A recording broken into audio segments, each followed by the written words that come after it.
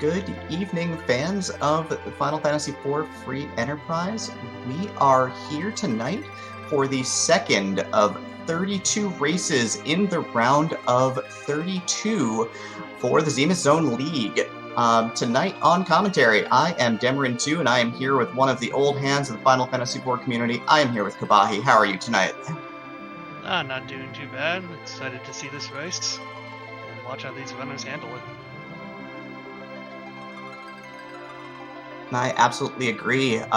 We're really just getting started here. We've got Supremacy on deck, who's already had his first run of the tournament. But can you walk us through these four runners a little bit? Sure. As you mentioned, we have Supremacy, who had his first race in the inaugural race of the round of 32, came second place. We have Gingerdamus, who all of these runners are great at this. We have Zman, and then we have Neerrm, who is another of the old guard and quite good at this as well.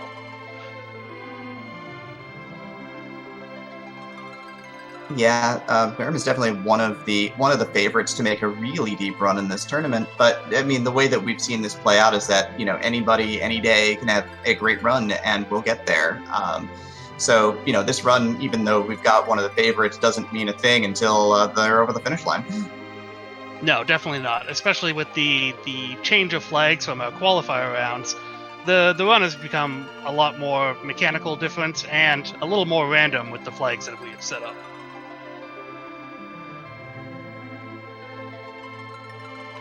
Yep, and we're getting our Kane start here. So when we're about to hit the road today. Yeah, and having Kane as a starting character is a very handy thing. He can equip a lot of weapons. He's very useful throughout the entire game, and if they get a good enough weapon, they might just be able to break a lot of the bosses. And it looks like our runners are off, and we have a secondary character of Viridia.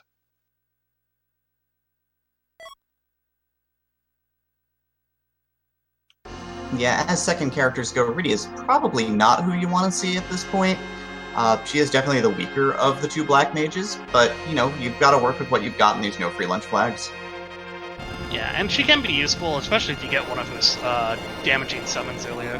Along with Lydia, we have also seen our first key item being the Baron key, which will allow them to enter the Baron Castle. They probably won't do so right away, but they may also check out the shop here, though we are on a Shop 2 flag.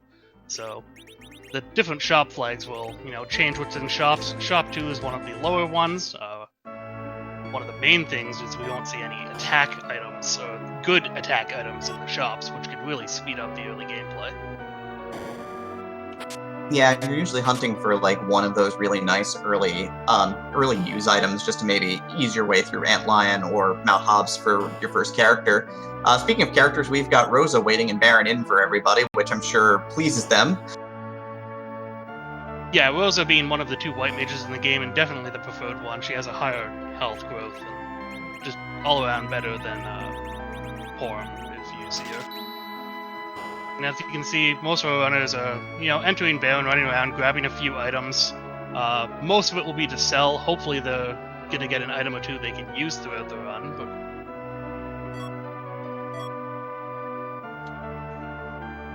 yeah, I think the exciting things we've seen here, we saw a ninja hat, we've got a crossbow, we've seen a dwarf axe so far. So a couple of decent pieces of gear, but nothing super exciting. No, and immediately was a place where we can almost probably see some run divergence.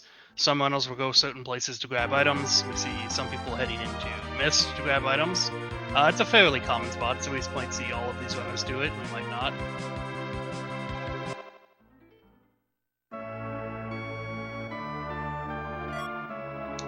Yeah, other options, of course, include skipping Mist for Damison, going due west for Toroya for the treasury there. Usually not a play you see if, usually not a thing you see if if Earth Crystal's not in play yet, because that opens up the double treasury, but we'll see. So while our runners are kind of running around, grabbing some loot, trying to find a way to deal with some of the early bosses possibly, do you want to talk about some of the other flags we got going here? We have obviously the first one that a lot of people might notice is different is the J flag. Yeah, we're running on the J1 flag this time, which opens up Japanese items still, which of course gives our runners that tactical flexibility. But in exchange, it takes away the Japanese commands. This means that a lot of the useful early commands are off of the table, such as Yang's Power, or Bluff for Palom, which can actually be useful in a lot of different places. So you're not as powerful as you could be. It also changes the levels at which your spellcasters get spells, which actually is a boon for Rydia because she'll get nuke at 50, but otherwise, not too many changes from that. You can see how runners that have chosen to loot the Damsire Castle have found a Wind Spear for Kane, so that'll be something they're happy about. Yep, they've also found a Ninja Star, which will be something they could potentially cash out for 25,000 gold, which is a really nice chunk of change to start the run.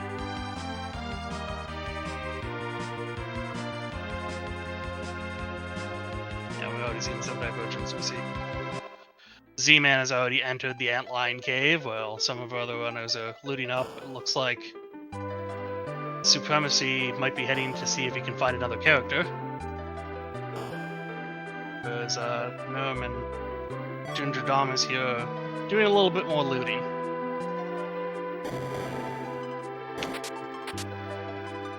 Yep, and the looting is paying off. In the Toraya Treasury was a Assassin's Dagger, which is an item that doesn't exist in the original game, but what does the Assassin's Dagger do, and why might it be a little bit useful? So the Assassin's Dagger has basically an instant kill proc ability on it. Some of the bosses are not real bosses, and due to the flags that we have on, don't get turned on as bosses, so they can be instantly killed. As well as there is a grind fight later that, if you're very hard up, you can use the Assassin's Dagger to grind. Yep. Supremacy checked the top of Mount Hobbs and found that the character up there was the duplicate Rydia. So if you want to see a really slow, no free lunch flag, there is one duplicate character out there in the world, and that's it. And seeing them early is really bad. Yeah, that basically forces them to go through the next few key item location and boss fights with just these two characters. Maybe some of the bosses a little more risky, but hopefully if some of the bosses aren't too bad, they won't have too much trouble. We see really kind of looting everything up and looking for items here. Well, everyone else has entered the Antlion Cave. We're about to see who the first boss they fight is. Looks like it's the Dancing Dolls Calcabrina here at the bottom of Antlion Cave. So 6 targets to deal with, but if you don't deal with them in the right order, it can be very problematic. Just from watching Neerrm shop, he bought some hourglasses, so once he gets down there, he'll probably be happy to see them. You can actually stop the blue dolls, so that even if you kill all the orange ones, the blue ones will just sit there and do nothing. Ooh, and we get a Calcabrina with that lip bolt killing all but one of the blue dolls. I mean, that was a terrible roll on the last blue doll there. But the only nice thing about that is this is a little bit of extra experience to get the kill. Yeah, and being in the antline spot, the way this seed works is the bosses may be randomized, but they are scaled kind of to where the boss is. So this doll will have, 1,000 life at most. I'm not sure if it gets split between the big doll and the little dolls, but it shouldn't be too hard for him to clean it up.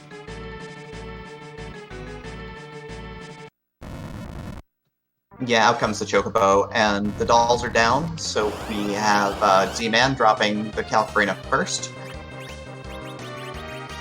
For his trouble, he finds a Luca key, which is another key item that he's not really able to use yet, as he needs to be able to get to the underworld.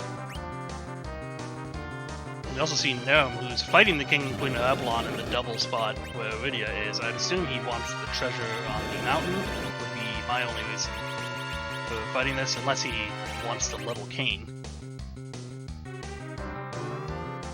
That is a distinct possibility. Getting that extra experience on Kane wouldn't hurt the cause any. Kane's taking a bit of a beating here, though. Yeah, he used a Star Veil, and they only use Fire 1 and Fire 2, and it looks like he's made it through the part of the fight where they're dangerous.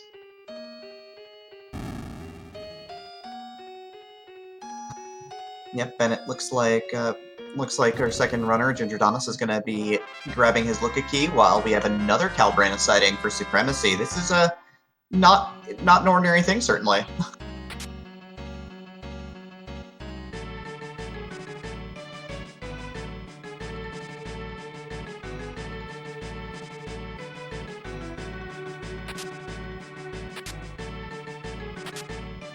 Zman heading to the Fabul Castle, where he'll have another set of shops and another boss fight to go for another key item. Looks like Supremacy is joining him. Gingerdamus checking out Kaipo to see who the character was there. I did not see it at a glance there. Yep, Neerrm was rewarded with a mute dagger for his troubles over here on the mountain. The major thing is, as we talk about these locations, is that while we have open world, right, you have the airship and you can go where you want, the locations still scale based upon the plot line, basically. Everything takes its data from where it is in the story.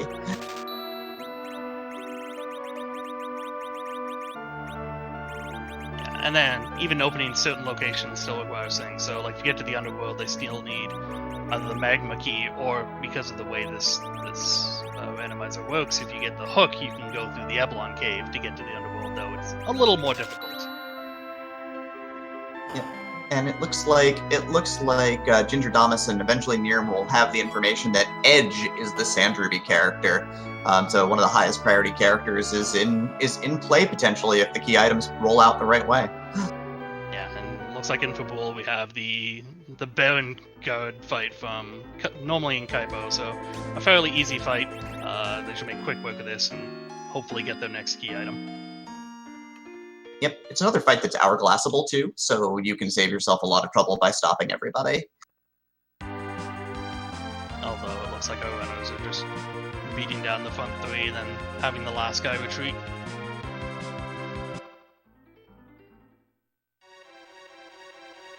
We have Neerrm now heading into the Antlion Cave after going through some extra looting, and Mount Hobbs will meet up with the dolls eventually and get his Looka key.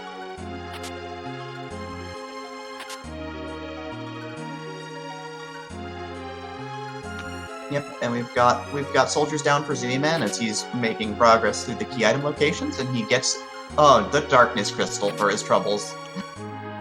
What does that mean? So the darkness crystal gives you access to the moon. The moon has another character slot, another item shop, and I believe it's 6 boss locations, which really matter on a K2 flag, as they can all hold key items. Although, as you'd expect, and as we've said, things scale to as the game goes, so everything on the moon is going to be quite a high degree of difficulty compared to what the runners are at right now. And yeah, the Blizzard Spear being in the Fabul Castle is definitely a very nice find for Kane. Yeah, on these flags, it's the best weapon you're realistically going to find for Kane without really going out of your way or getting key items spots turn into treasure instead.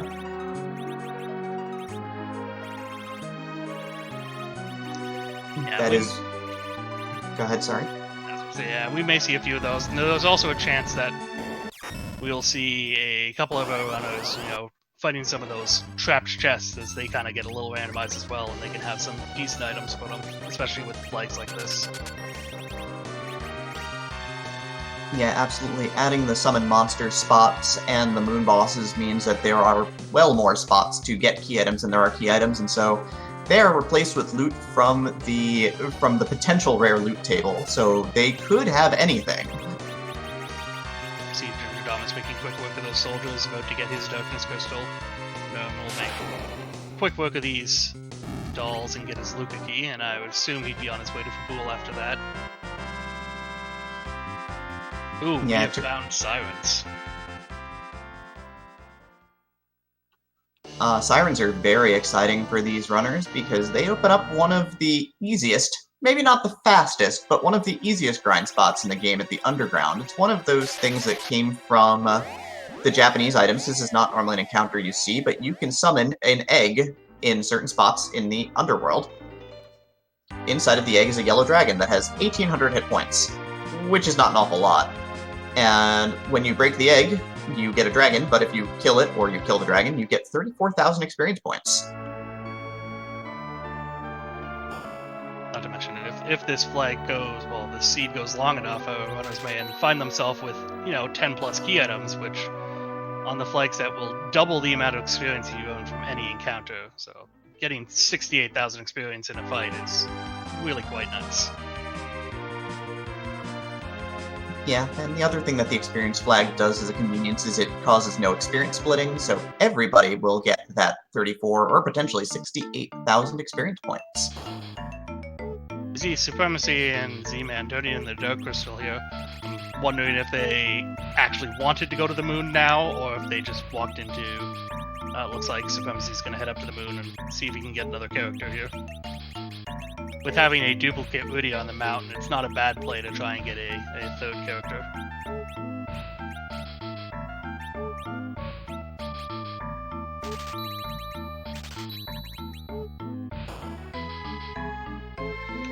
Yeah, that seems to be the play for what looks like everybody. Neerrm is going to be summoning the whale as well right now. Neerrm actually hasn't done for Bull yet, so he doesn't know that it holds the Darkness Crystal. I believe he's just doing some extra shopping right now. He's actually going to head up, looks like Mount Ordeals first.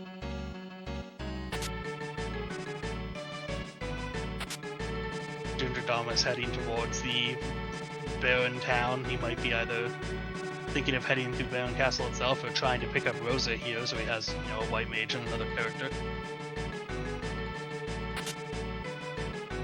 I mean, Rosa is a very high priority character for sure, so, staying safe on the ground, knowing that Rose is there is not a bad idea. Plus, if you saw the duplicate character, you know that this is definitely not going to be what you want up on the moon, potentially. Yeah, and the first fight being Kainazo. Kainazo's normally kind of scary, but this first slot in the Baron Inn has a very small health pool, and it's usually a very easy boss, as we can see right here. Oh, see, Neerrm found his sirens early, and he's using them to grind a couple Liliths on the mountain for some levels. But my second fight in the Baron Inn is the Mist Dragon. Why is that so good?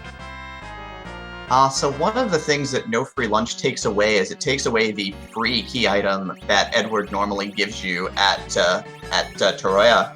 But with the Mist Dragon, so we've seen that the key item has been sent over to Iridia's mom. So when you remove her dragon from the world, Iridia's mom decides to give up the goods as well. So this is another key item, and also could potentially be underground access. This, Kainazo doesn't gate underground access.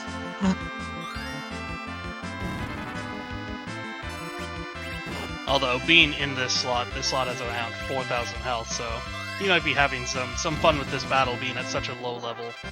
I think that's why we see Neerrm, who found his sirens early, going to grind a little bit. Also, Supremacy, and I didn't see if Z-Man found Yang on the moon, who's another really nice character to find. They also found coffins in the shop, so with the combination of sirens and coffins, if they get underground access, they can level quite easily. Yeah, Yellow Dragons being very much vulnerable to instant death, it will speed the process immensely. But yeah, Neerrm is definitely playing it safe here, safe and smart, getting a few extra levels to make sure that he's got the hit points to get through these early bosses.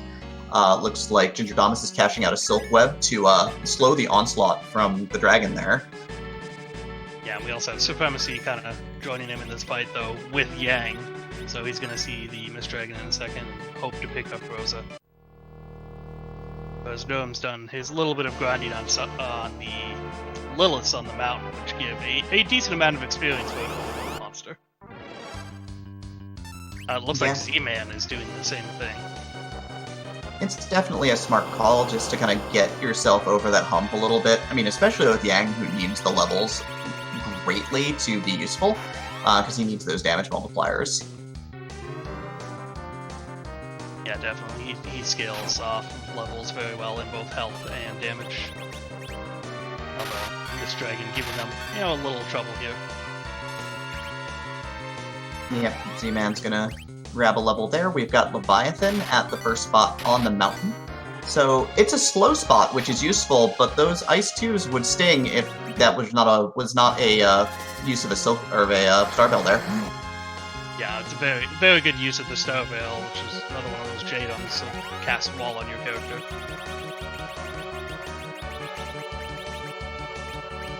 Yeah, the spellcasting bosses are not plentiful, but the ones that you see, you really want to have the Veil handy there. And yeah, the second slot being this Mist Dragon slot does not have any experience to it. Normally it is the Yang fight, which he kind of stops fighting after a while.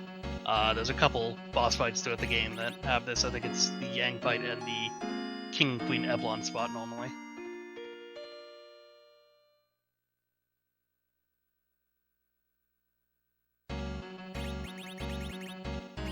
Alright, looks like we've got Supremacy doing some shopping in Troya. We've got Gingerdamus still attempting to take apart the Mist Dragon here. One last dancing dagger shot, and the Mist Dragon is taken care of.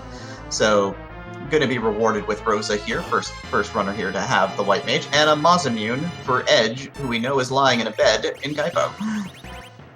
Yeah, probably not the exact thing he was looking for, but I mean, he'll be happy with getting Rosa no matter what, and he'll be able to check out another key item almost immediately now with that Mist Dragon down. Neerrm is very happy to see this second boss here. I think he could not have done better than seeing the Twin Guards here. Yeah, no, the Twin Guards being another one of those easy fights. If he's one of those characters that had gone to the moon, you'd even be able to use the coffins on these, but he's done enough looting and done enough leveling that he shouldn't have much of a problem yet.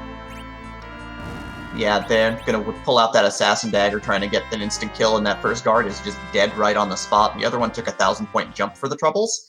And the Mist Dragon did gate underground access at least one way. There's the hook. What does that mean for our runners?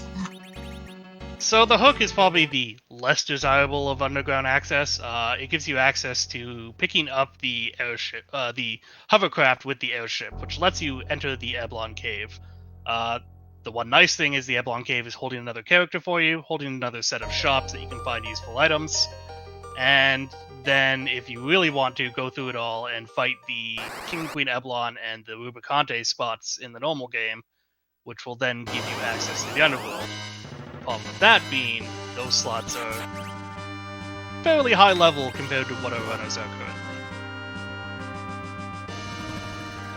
Yeah, it is much further into the game's plotline, so it can be brutal at points. Some of the bosses at the Rubicante spot are incredibly dangerous. And Neerrm, having beat the guards, walks in and he gets a twin heart for his troubles and finds a mom bomb hiding behind the mirror.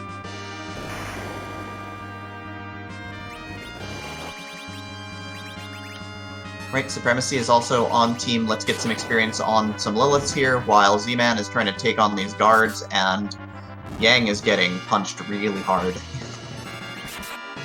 Yeah, one of the things with these guards, if you physically attack them, they will counter with the tiny spell. And then if you get physically hit after that point, you take a lot of damage. Yeah, and Yang being a physical attacker, of course, will also deal minimal damage, as it also reduces your attack power immensely as well. Yeah, and you can see Z-Man trying to get those Assassin Dagger procs and ended up getting his cane kind of tinied for his trouble. Looks like Gingerdamus is going to take the moon track and find himself a Yang and possibly coffins if he checks the shop. Yep. And Neerrm got the Twin Harp from the Ordeal's location, which will open up a new location in the world for him.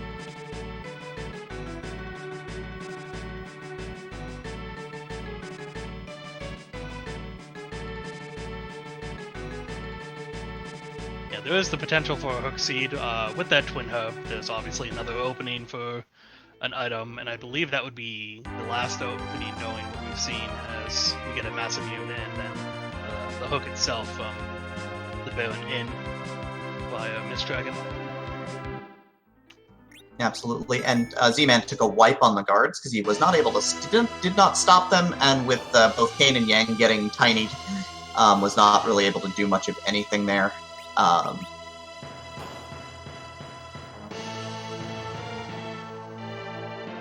looks like Neerrm's gonna head for Bull Castle. He'll find his Darkness Crystal, and we'll see what he does from there. Supremacy decided to get some levels and scoot from the mountain rather than staying there, so it looks like he's going to go and pick up Rosa, who's flying towards Baron Inn now. And it looks like Ginger has picked up Yang and is heading back to the Earth. And so, getting that character is a priority for people. Again, characters are hard to come by. Neerrm is going to take a second crack at the guards right now. Or, excuse me, Zman, I apologize. And I think he's going to avoid using his physical attacks this time to stop from getting sized and then characters, annihilated. Yeah, he's sticking to jump and kick, both of which don't trigger counterattacks. Only fight command will trigger the counter spell. No plan painting. The Free Enterprise is basically a randomizer made by Fortress. Yeah, you can see the command in chat now, and it's what we're racing here. It basically randomizes everything in the game, from the characters you get to the treasure chests to the boss locations to pretty much anything you could want.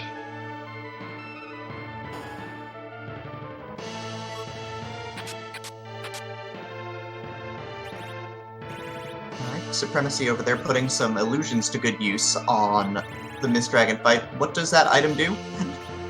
So Illusion will cast the blink spell on the character that uses it, which is very handy on the Mist Dragon, as the only thing he does is attack 3 times, turn to mist, then if you hit him he'll use Cold Mist on you, but as long as you don't hit him he will do nothing else besides that. And Supremacy picking up Rosa and his Mass Immune. At this point in the game, definitely far more excited about Rosa than the Masamune. Picking up his Darkness Crystal here, and we'll see where he heads from here. Looks like he might be heading to grab Rosa himself. Not much of a surprise there, to be sure. Also, it looks like all of our runners had decided to grind some Liliths here, as Gingerdamus is going to burn some Sirens on the 5500 experience fight as well. Yeah, Zman grabbing his Twin Harp after the fight, and we have Supremacy actually heading into the Baron Castle with the Baron key they got at the beginning of the game. Yep, they're the only runner who decided to give up on ordeals after they got the levels there. They decided to skip out, so we'll see how that plays out with the Twin Heart for him at this point. Yeah, and generally Mount Ordeals is something some runners avoid, just because it's 3 boss fights, especially with a low-end party that could be kind of dangerous. And we'll see how this goes for him. He can get another character here in the Baron Castle after beating the 2 bosses as well. Yeah, Supremacy doing some looting down here in Baron. I didn't see anything too terribly exciting, but, every little bit helps. Every little bit of coin is going to be useful.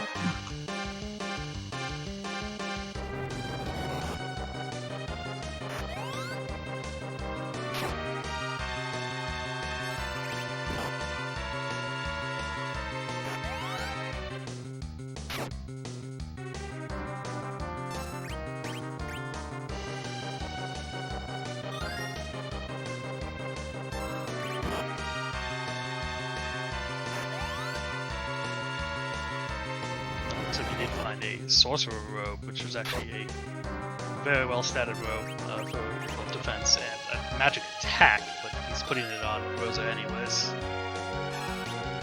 Yeah, I stand corrected. Sorcerer's Robe is very exciting. It's the best caster defense armor that you can regularly find on these flags.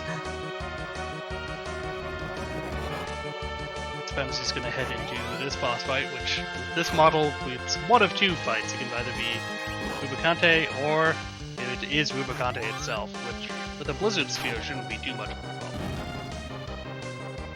Yeah, with Jump doing 4 times damage and the Blizzard Spear doing 4 times damage, that's a really large multiplier. We're about to see some really big numbers. Tweeted the White Robe is actually the best thing for a healer to use. I think it's defensively as good or better than the Sorcerer Robe. The Black Robe is actually, in this version of the game, kind of useless, actually. It gives you almost nothing. Yeah, for some reason it gives you the white magic stat for your black mages, which you don't really want, but if you need the magic defense for Zeromus, you're not going to say no. Oh, and we see Supremacy kind of looting up a little bit here in the Baron Castle after beating Ubicante, and probably going to head up to the second fight. And speaking of items that are nice to find, that's a rune ring, which also adds 3 to both magic stats and is another good magic defense item.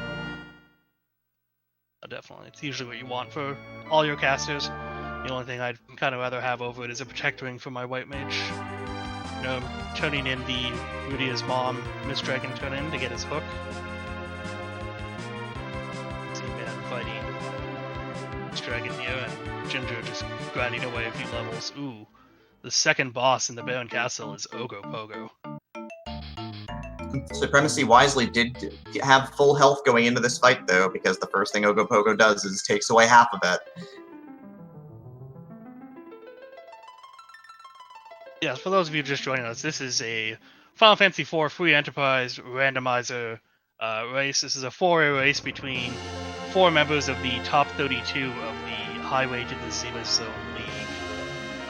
Basically, there was 120-ish people that joined the league, and the top 32 after the qualification rounds set up in 4 matches each to determine the top 16.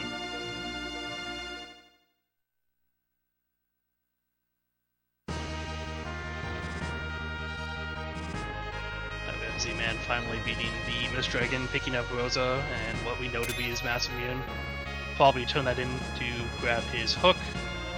There's Supremacy fighting away against Ogopogo here, doing small amounts of damage, except with Kane, who hits him for 1100 and finishes him off. Yep, levels plus Blizzard Spear plus jump means really nice chunks of damage, all things considered, and so Ogopogo is going to go down, going to net a character and another key item. Still has not yet turned in at Radio's mother for the hook as well. No, and he also hasn't finished Mount Ordeals for the Twin Hook. Neerrm heading up to the moon, going to find probably his coffins here in this shop, and picking up Yang. Yep, Supremacy got Sid for the work done there, so another big physical bruiser uses hammers. Sid is at both a great and a not-so-great character. He's very slow. Early in seeds, he can be really useful because he joins at a higher level, but even later on, he can be very useful for the fact that he is slow. Yeah, I mean, a little later on, we'll probably get into Zeromus math and agility and how all of that works out, but Sid is usually pretty handy for that spot, because he usually gets to one of the magic numbers pretty easily, 14. Let's see what the key item here in the Baron Castle is, and it looks like it's the Rat Tail, which, once he hands in that Mist Dragon, you'll probably go turn that in pretty quickly. Yeah, I mean, I think we've only seen one wipe so far, and these runners have been really packed closely together. They've been diverging, but, nearly full sweeps to the overworld for everybody at this point. Yeah, we saw Gingerdamus using the use of those coffins to deal with those goats on top of Mount Ordeals. So he's going to pick up his Twin Harp here in a second.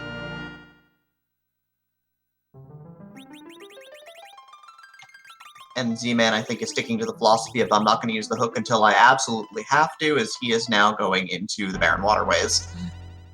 It'll be interesting to see if people decide to use that hook now, or if they decide to go to the Twin Elf Cave.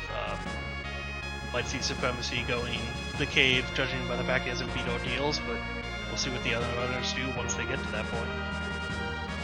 Yeah, Supremacy's definitely doing this to turn in the Rat Tail at this point, in hopes of maybe getting the Magma Key. Otherwise then, it's definitely going to have to consider, is Ordeals the play, or is going right underground going to be the play? And that's where things get difficult for him. Yeah, it's definitely the points as a runner. You have to make those, quick decisions of which way you're going to go, which way you possibly think you can proceed through the game.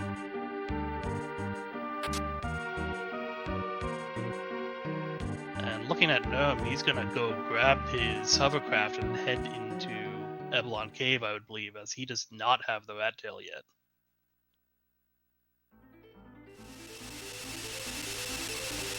Supremacy was rewarded with one of my favorite key items, though, the pen.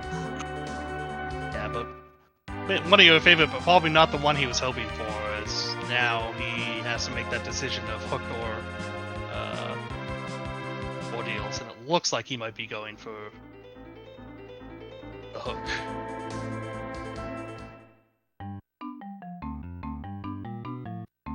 Whereas Neerrm, on the other hand, is heading up towards the Dark Elf Cave. Alright, Neerrm's definitely on team. Let's not use this hook until I absolutely have to. But with the bruiser comp that he's got, can definitely punch through. The spot at the bottom of Magnus Cave has a very special property in that it is the highest magic defense location in the game.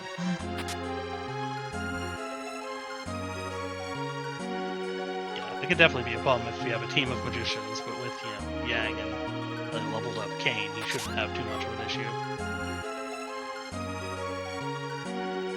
Groundflyer asking in chat, did Supremacy not go to Ordeals? Supremacy decided instead to go up to Ordeals to level and then scooted. He chose to skip the bosses and the key item there.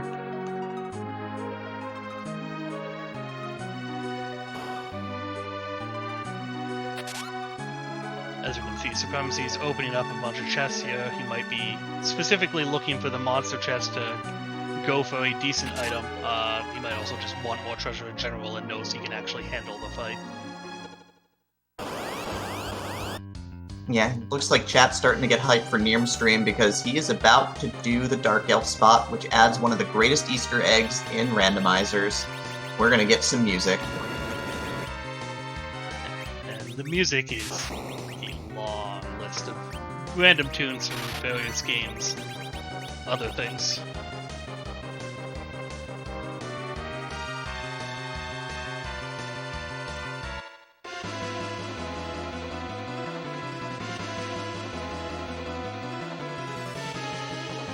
Speak for itself here.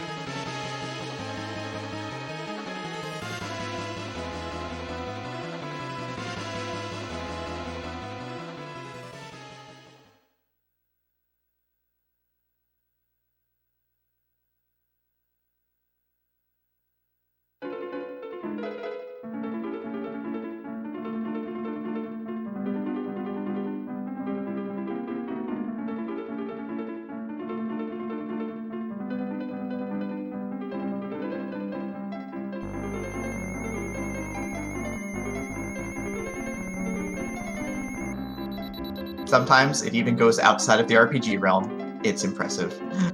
Yeah.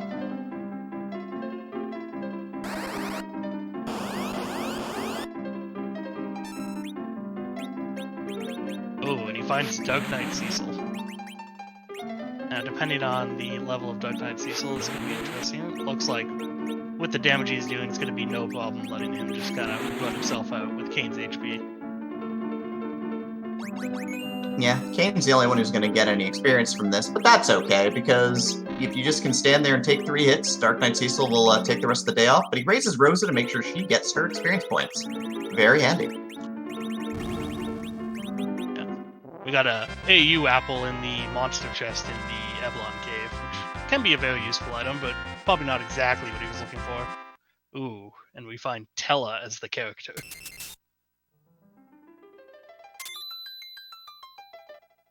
Tella's a very interesting character in these flags, because Tella does get access to Weak.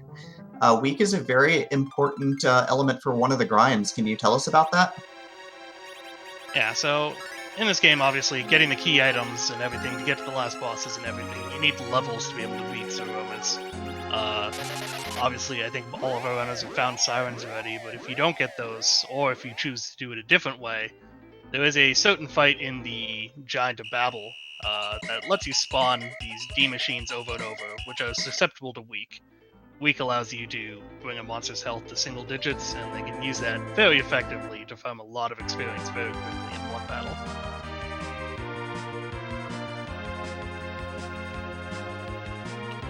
Yeah, it's the grind that is used in the No 64 speedrun version of the Final Fantasy IV vanilla speedrun as well. And it looks like we have a confirmed hook seed at this point.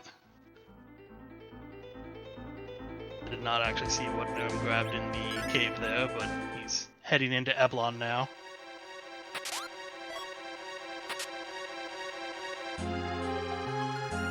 Yep, Night Dew, our tracker, who's doing a fantastic job tonight and actually doing more work than the last match I had to call with him, says that it was the lightsaber for Cecil in that location, and Supremacy's found the 4 Matador chest here in the underground. So, if he has an hourglass, which he does, easily stopped. They don't take any magic damage, but with his 3 physical characters, we'll get them down pretty quickly. Yeah, and since he's got them stopped, he may even be able to set up life potions here, which I think he's setting up to try to do. Yeah, the life potion glitch is one that's been around for a while. It basically, all monsters have a 0 vitality flag, so if you use life on them, they just kind of come to life but immediately die again, but you get the experience as if you killed them twice. Yeah, and the one thing that we know that we're gonna need in a minute for the locations for King and Queen Eblin and Rubicon is gonna be levels. You gotta have them, especially because that Rubicon spot's really fast. Definitely, like having a hook seat is definitely the more difficult of the ways to get to the underworld, and all of these runners are very good. So they know what they're getting into, so they know they're gonna need the extra experience. But it looks like we have pretty much every runner realizing this fact, and they're all heading in the same direction now. We might have Z-Man turning in his rat tail, getting his pan, and then making that decision.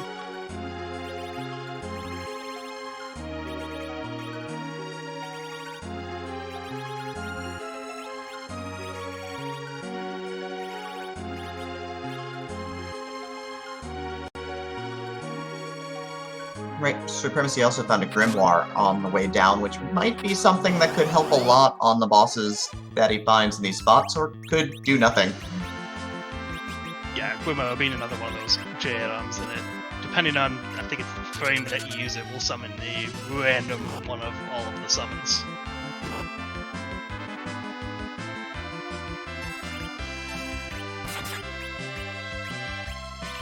Yep, hoping for Bahamut, usually not. Looks like Z-Man has decided to check out the Twin Hub.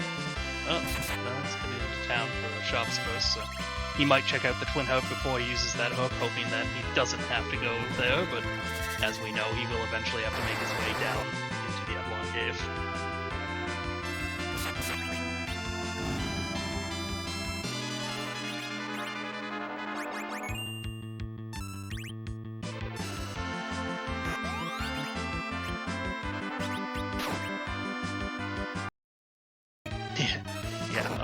Having Odin on a grimoire is not always the greatest, as most bosses will be flagged not to dot that. We're finding Pale Dim on the King and Queen Eblon spot. Apparently has a very high physical stat point right here. Yeah, this spot is not known for pulling punches, to be sure. Also, Pale Dim is resistant to all the is healed by all the major elements, so it's going to be resistant to those cane jumps. And is also just tearing down the party, so it looks like we're going to have a bit of a Pale Dim bottleneck here today.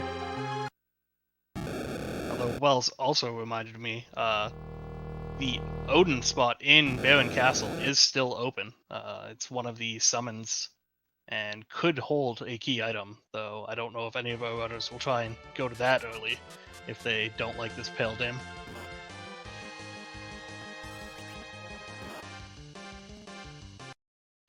Oh man, slow on Sid is really hard because Sid is not a fast character to begin with. Now we see how we set it a Supremacy here.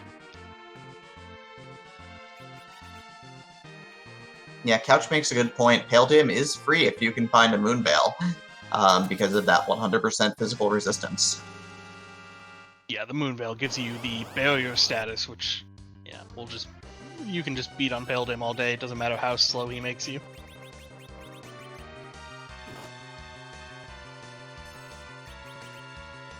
See Supremacy heading right back into the Pale Dim spot. After seeing the boss, he might have a better idea of how he's going to beat him now.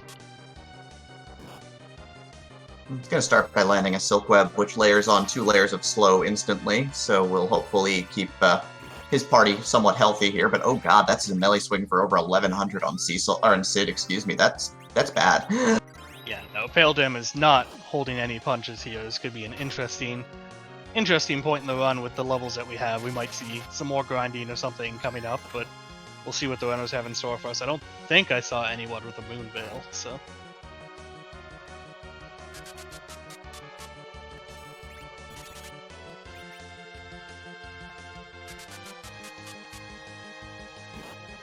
Yeah, gonna try and get those blinks up and running on the physical fighters here and on Rosa to keep them alive.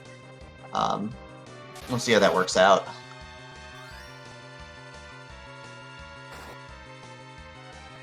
We have Z-Man fighting the Dark Elf pre-fight, soon to get his Super Mario World music. Yeah, Gingerdamus has taken a save at the save point here. Party floating around level 24 right now. Probably about to get fairly rudely awakened, but he does have Tella, and he did finish Ordeal, so he's gonna have a good spell selection here. Yeah, we have a couple of our runners who decided to pick up Tella here.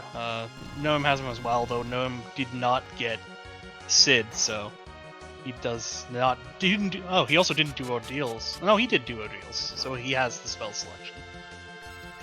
Yeah, but he did not do Baron Castle. Yep, sorry, Supremacy is the only runner who skipped out on that, and, oh, he gets a Stardust, and he gets a headband drop from the chest there, so he gets one of the rare drops from the Ogres on top of his single Stardust. That's pretty nice. So a headband, one of those attack increasing items, exceptionally good on Yang and Kane even, so let's make good use of that. And it looks like we might see another reset out of Supremacy here, or just a flat-out wipe to Pale Dim. I see Ginger heading into the fight again, or lowering his battle speed to hopefully get some of those buffs out beforehand.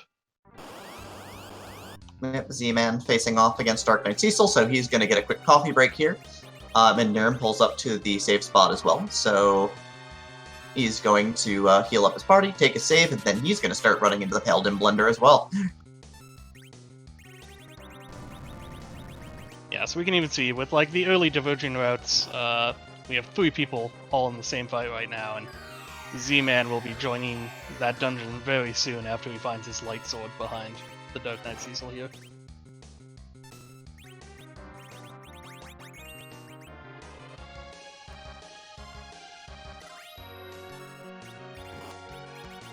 Pale Dim just dishing out damage. Yeah, this is a tough one to be sure. Just tearing down the party one at a time. Vampires getting burned to try and keep everybody alive, whatever it takes at this point.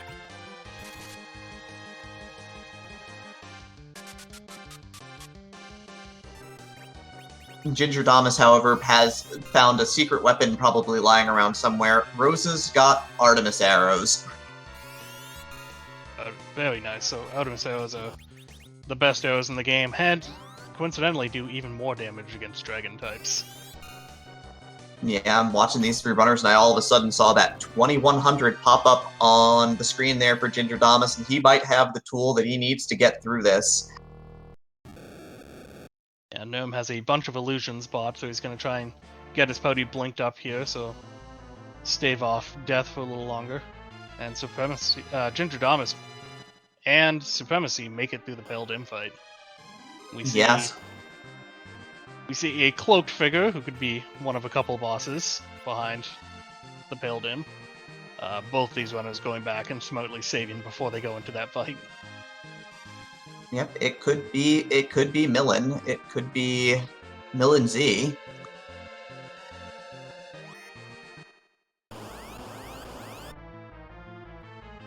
Neerrm taking advantage of Tella getting layers and layers of blinks off on everybody to keep everybody alive, but Gingerdamus making up some ground with those Artemis arrows, and our boss in the second spot is Millen Z. I'm gonna trade out one fiend for another in this spot.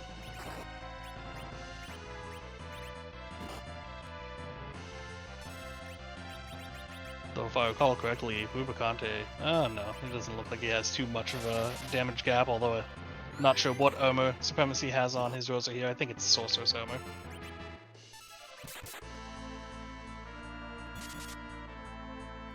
Yep, Neerrm breaks through with those with that double layer there, but Z-Man got rewarded with a moon veil there in the infirmary, so he's also going to get a fairly free pass through the fight if he needs it.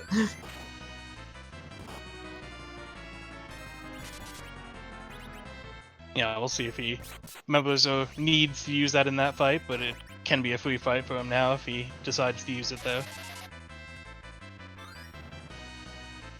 Three buttons here, you know, making work of Mylon Z. It doesn't seem to be too dangerous in this spot, so.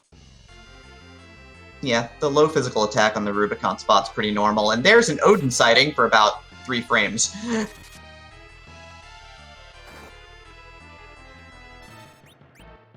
Definitely not what you want to see when you use your Grimoire up. Nope. And yeah, as everyone is commenting, this spot is known for its magic output because of Glare and Rubicon's Fire 2 counterattack. Not really known for his physical attacking in the spot because he doesn't do an awful lot of it.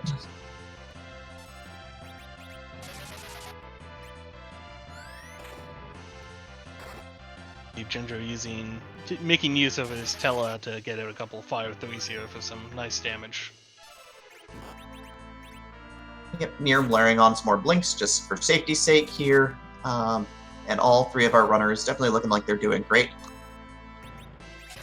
The thing that's really interesting to me is that if Z-Man does crack that moon veil on Pale Dim, all 4 of our runners will have dealt with Pale Dim in 4 very different ways, which is really interesting. Yeah, definitely. It just goes to show the many different strategies that can be used to take care of a lot of situations.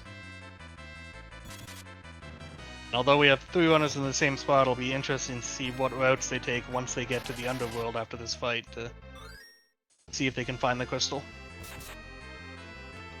Yeah, Supremacy and Z-Man will have a little bit of an advantage. Z-Man, even though he's a little bit behind, because they have the pan, and the pan leads to a total of 3 different chances at key items.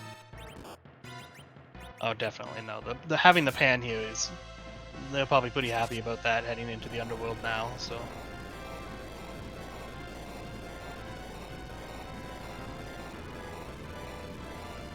Looks like we have Supremacy having Mylon Z fading away here, so he's our first one through and the first one to be making it to the underworld here, with Gingerdamus coming in right behind him. Yeah, one nice solid Yang punch to the jaw, and Millen Z goes down there as well, and Neerrm is probably not too terribly far behind right now. Now we see Z-Man fighting the couple trap at least the first trap chest. We'll see if he goes for the second one here, trying to hope for some good items, and then he'll be onto these fights as well.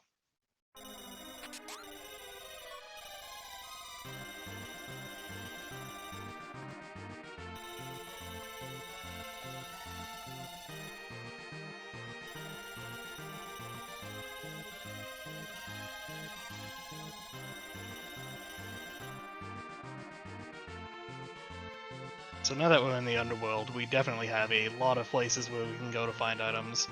As we said, Supremacy has the pan. We might see him head into the Sylph Cave. It's the land of the summoned monsters that's easily available. We all have Luca Key, though I feel like that's going to be avoided right away.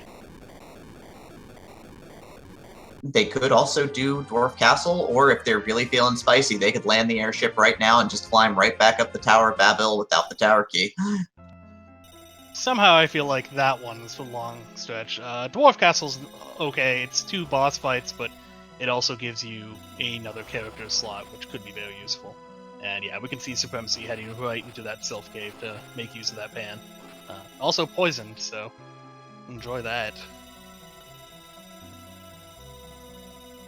I mean, it's a lot less annoying than the Final Fantasy 1 poison, so which is the one you see a lot of also. And we actually see Gingerdamus immediately going to that grind spot, using some sirens and coffins to get some levels that he will definitely need.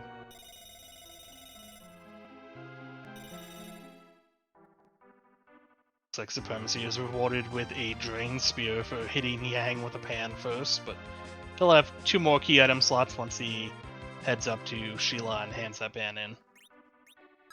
So it looks like he's going to head for the Land of the Summoned Monsters first. Yeah, I think that Ginger is definitely, investing a little bit in his team right now just to make sure that he can get through some of the upcoming challenges. You're not going to get rid of Yang, you're not going to get rid of Kane, you're not going to get rid of Rosa at this point. So, you could certainly do worse than this. Yeah, not to mention, if he gets new characters, there is a catch-up mechanic with the experience flags we have on, so... Neerrm himself heads into the Sylph Cave and does the first part of the Yang kind of side quest, where he just talks to him. He'll be able to turn into Sheila for 1 key item. We know that it's not a vanilla pan, so he might have to make his way back there later.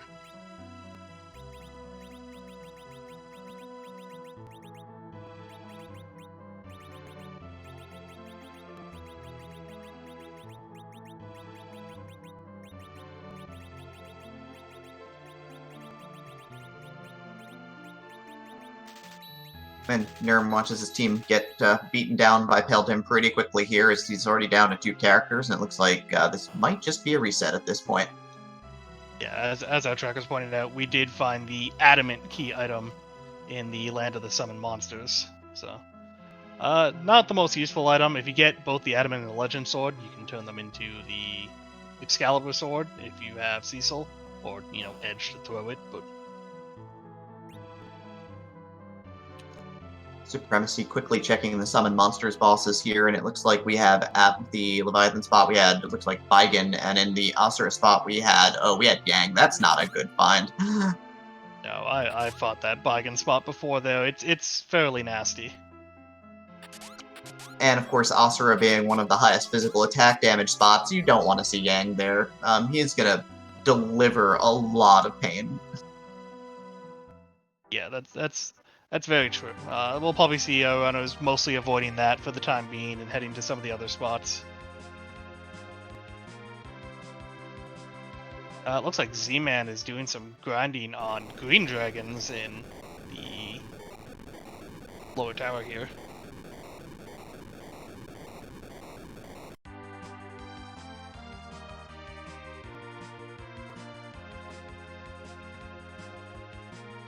Supremacy heading back up to the overworld, I'm guessing, to turn in his pan to see what he can grab here.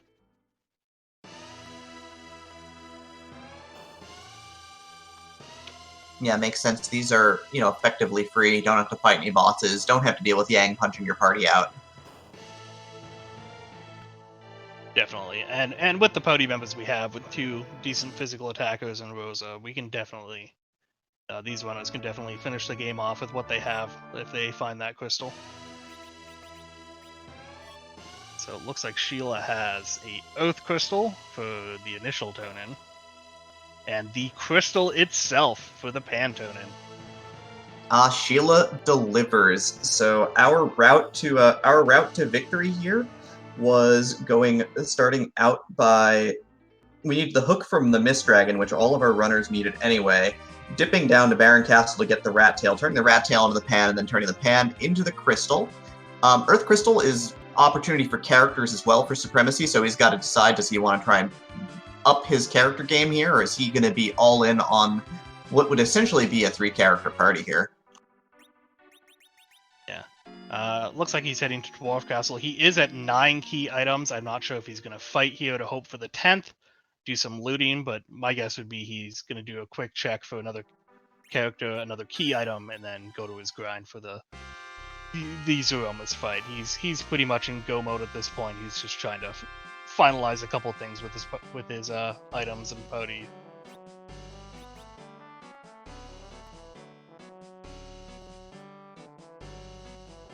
We see Gingerdamus is already in the Dwarf Castle fight. Looks like we have Odin here in the doll spot. Yep, Odin very vulnerable to lightning damage, so Tella is probably going to start channeling a Lightning 3 in a moment and blast Odin into next month. Yeah, and his Widia has Virus, which, is always an effective spell on most bosses. So we have Neerrm picking up his Oath Crystal here, and now he has to decide where he wants to go. He never did Baron, he did not receive his Rat Tail, so we know that he does not have that to get the pan, to get the crystal. Yep, Gingerdamus does not disappoint, winds up that Lightning 3, and Odin is instantly crushed, taking massive amounts of damage. Yeah, and it looks like we have Supremacy here, just doing a bit of shopping, and he's now just going to grind up and presumably head to the last boss and finish this seed off. Yeah, it looks like he's going to do it with the Tri-Zerker plus Rosa comp. Rydia is probably going to be face down for the better part of the Zeromus fight. He's probably not going to care terribly much. Yeah, it's quite possible. Looks like we have a Dr. Luge in the second spot, the Dwarf Castle. This is a very low HP spot, so this shouldn't be too much of a problem. Yep, Neerrm decided on going up to Earth, so I guess he's going to look to try and cash out Tella and Rydia for 2 fresh characters here, which is a sensible call. You know, of course, we as the commentators in the crowd know it's not the correct call, but it is the call that he's making right now. Yeah, we got Zman here fighting Pale Dim. I guess I don't know if he didn't see the Moon Veil he got, or doesn't realize he could use it to pretty much beat this fight, but kind of struggling his way through this fight to get to the underground.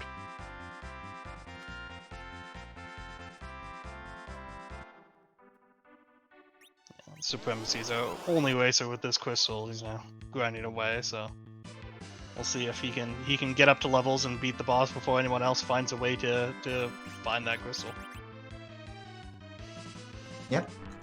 Character at Dwarf Castle was Cecil, who Gingerdamus happily took with that lightsaber. The real fight began. The real fight ended. Luge is down, so we'll see what key item is here, or item is here at Dwarf Castle. Yeah, there was one duplicate, I believe, in these seeds, and it was Rydia on Mount Hobbs, who we also started with. Yep, and we know Edge is locked in behind the Sand Ruby, which we have not yet found. So we also know that Fusoya's out there. There's Cecil has been found already, and then we've got the twins still floating around as well. Yeah, they'll be at the end of the giant and locked behind the package.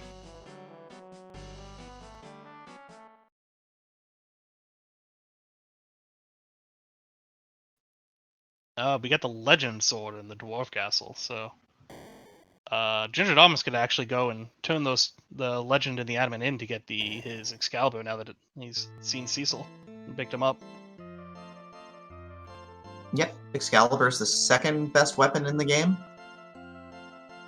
Oh, we actually have Supremacy heading into Dwarf Castle here after he gets some levels. I guess he either wants another character or that 10th key item for his experience grind. Yeah, and he is going to get rewarded with that 10th key item. Z-Man ends up leaving the tower. I'm not sure where he's going. I guess he's going to go up to the moon at this point. It's quite possible. It's also possible he might go look at the item shops he hasn't looked at to see if he can get anything else that might help him beat this Pale Dim here. We have Neerrm fighting the Evil Wall in the Tower of Zot.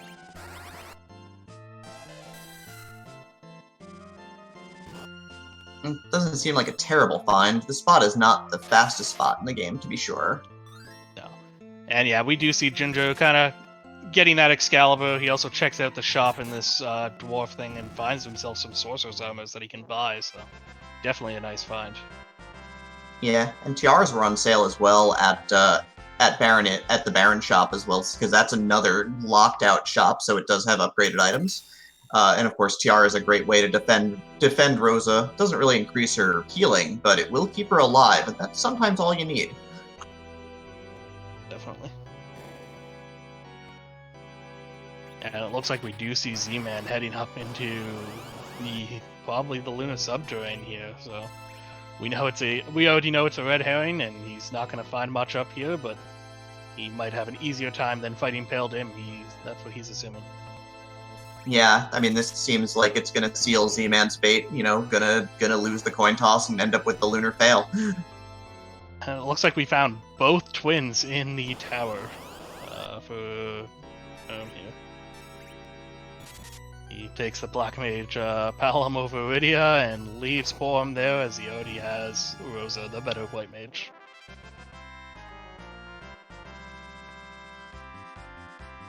Yep, and it looks like Zman has started trying to work down some enemies here on the moon to get some levels. I see. Yeah, there's definitely a lot of experience to be had on the moon if you can take out these fights. He's having telecast Stone, which is very effective against some of these fights. Neerrm finds Valvolus in the vanilla spot. Luckily, with his levels and Kane, it shouldn't be too much of a problem here. Nope. No, this is a classic fight. He's almost got the vanilla party too, right? Tella's definitely alive at this point, so is Palom. You know, Yang is definitely in your party. And Supremacy picking up his legend sword here, getting his 10th key item. Did not see if he actually grabbed Sea Soul, but I mean, I think with 10 key items, I don't think he cares anymore. I think he is just gonna grind and make the push now. Yeah, we have Gingerdamus heading into the sealed cave. Ginger did also not get the rat tail to get the pan, so we know he's just chasing false fleets here. Yeah, I mean, the big thing with Zman here is we don't know how deep he's going to go into LST at this point, but we know that as soon as he leaves, he's good. He's got the pan already. Yeah, it might even be that he gets a couple levels, fights the first boss, finds the magma key, and even abandons the LST right away. We don't know.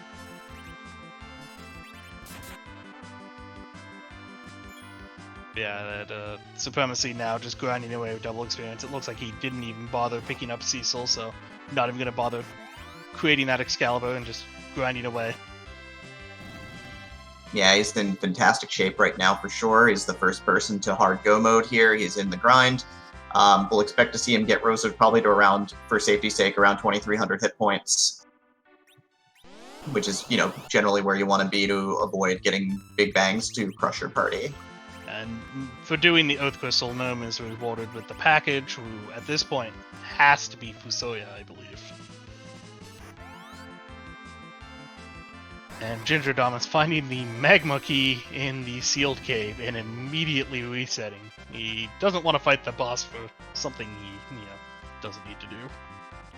Yep. Also, though, it could be one other character. It could be our favorite bard in the entire series. Oh yeah, I completely forgot about Edward because I blocked him out of my memory. No. Yeah. Oh no. I was talking about Ferris. I don't know who you're talking about. Yeah, sure you are. Yeah, no, I completely forgot. Yeah, so yeah, the package could end up being either Edward or Fusoya here, if he decides to turn it in. My guess would be he'd save beforehand, and if it's Edward, he'd probably immediately reset. And curse his luck at that. Although knowing Neerrm, you might also just take him instead of Tello just to mess with everyone. Nah, he's not even going to bother turning it in by the looks of it right now.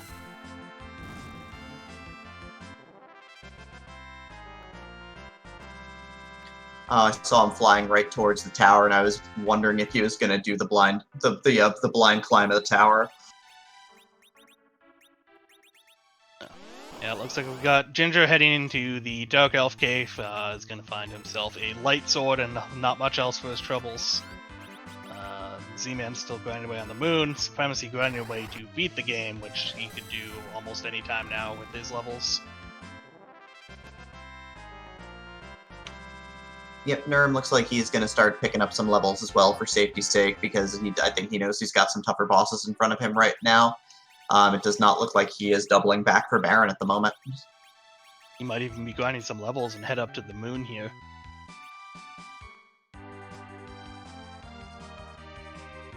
It looks like Z-Man is either happy with those levels or maybe leaving to heal here. We'll see where he decides to go.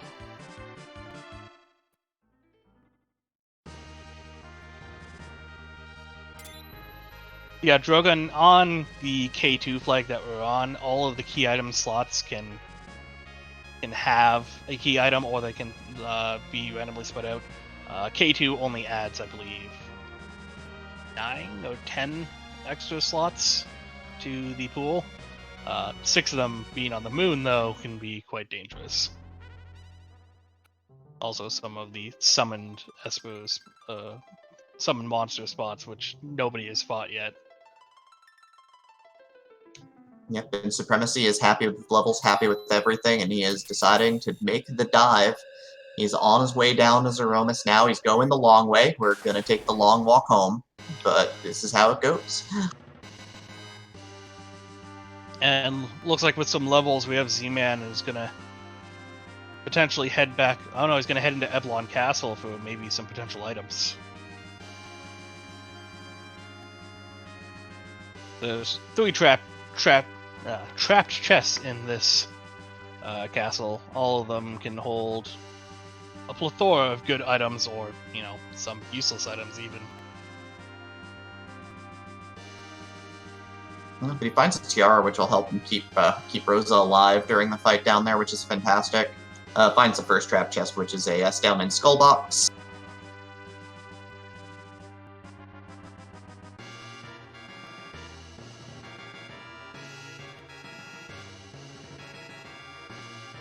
Ginger in the Dark Knight Cecil fight with a few levels is not hard at all. He's not even just waiting for him. He's attacking him. Yeah, a little surprised by that. That's a bit of a time loss. Yeah, if you have the health to live through it and you're on the right flags, just waiting through 3 of the attacks is really simple and probably the fastest route.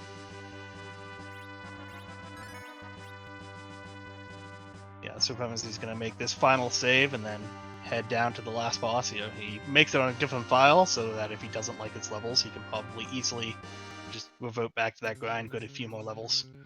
No, we do not have the pass. With the flags we're running, the pass 1 flag, the pass is actually mixed in to all of the other key items. So nobody has actually found that yet, I believe. Nope, nobody has found it, and Supremacy is definitely not going to find it, as we are now in the Lunar Core. Gingerdamus beating his Dark Knight Cecil, finding his light sword that he most definitely didn't want to see at this point, having already picked up an Excalibur for the Cecil.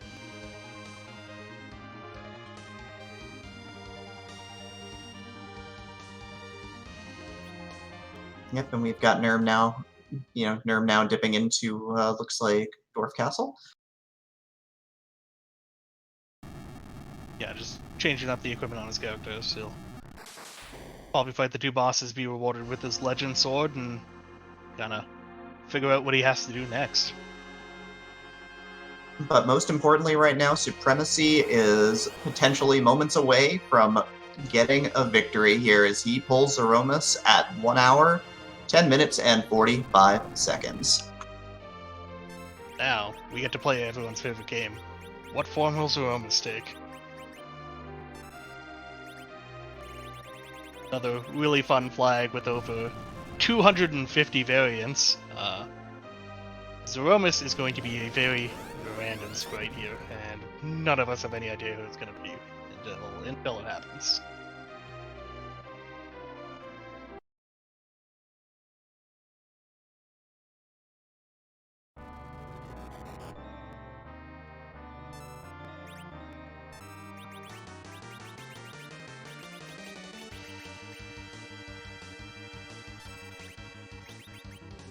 Oh, we have it. Who is that? I'm actually not sure on this one.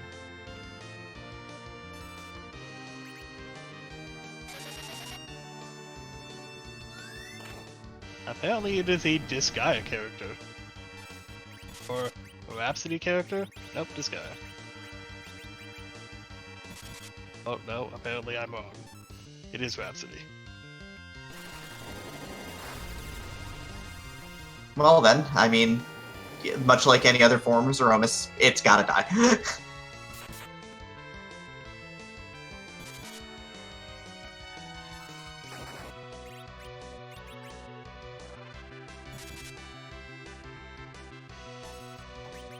All right, so Supremacy setting up some Berserkers here. Just going to start getting out the damage output, and it's going to have to start healing the party. Also landed a Silk Web to start the fight as well.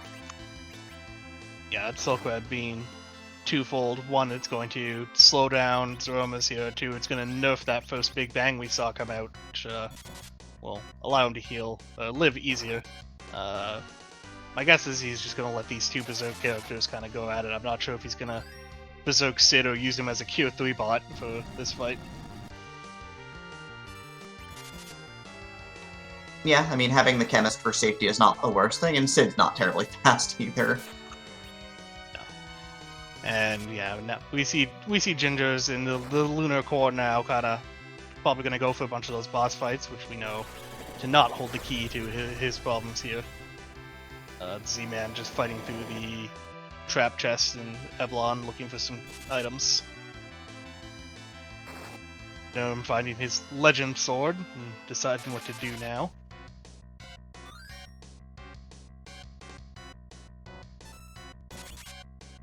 Yeah, and the interesting thing is with the Baron skip from the other two runners, Z-Man is Z-Man's still in this at this point for, you know, a top finish in this run. Oh, definitely. Like, he should be able to go down here. He could probably beat the Beldam spot decently easily now, and then if he goes right to that pan and turns it in, he could be right on the tail. So, you know, a second place finish here. As it looks like Supremacy's going to easily take this one with the levels he already has. He looks like he has a comfortable spot in this fight. Yep, Rosa with a nice chunk of hit points can take these unnerfed big bangs. With the tiara, with the Sork shirt, so not too worried here at this point. Going to get his berserks back up after the black hole, and he's going to get back to work. And we can actually see Ginger fighting a couple of these King Ryos here with his sirens. These things are worth a lot of experience, and you can also use the life trick on them in the fight. Yeah, going to get a metric truckload of experience points here at this point.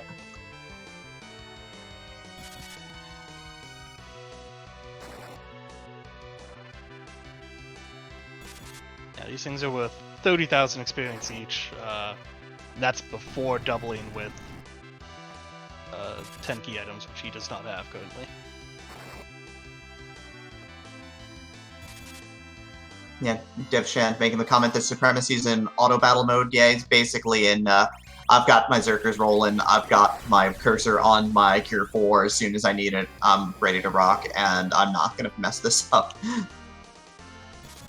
It looks like Neerrm is heading back down to the Land of the Summons. He might take a crack at those couple bosses down there to see what he can find. Yep, Big Bang hits Supremacy's party for about 1,800 ahead, which is, you know, more than enough for, you know, him to be a happy camper. So, again, just going to keep on whittling away, but yeah, I think he's pretty close. Yeah, no, he's in a comfortable spot here. He's using Sid as a chemist to keep everyone topped up from the little bits of heals that Rosa can't finish off, but he's pretty comfortable here in this fight.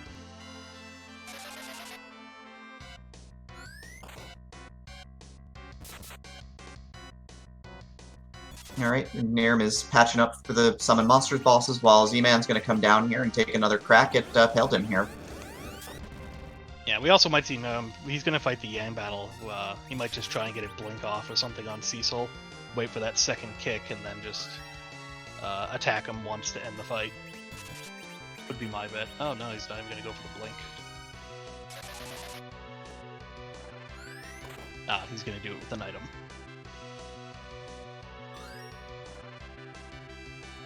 So yeah, knowing the strategy, this is going to be a pretty free fight for him here. He's just going to wait for that second kick, attack with Cecil, and then this fight will be over. We have Z-Man back for some revenge on Paladin. Alright, everybody, give Z-Man your power because, well, you know, wants to kill this dragon pretty quick here.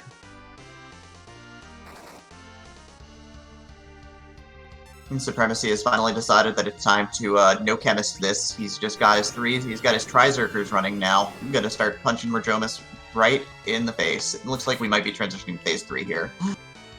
Yep. And for fighting Yang, Neerrm is rewarded with a defense sword, which he can actually give to Kane for some good use.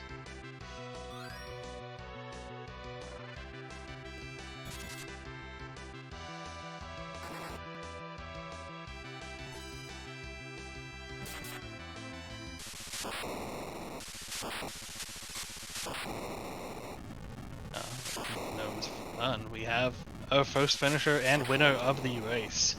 Supremacy with an official SOL time of 1 hour, 17 minutes, and 48 seconds is your winner.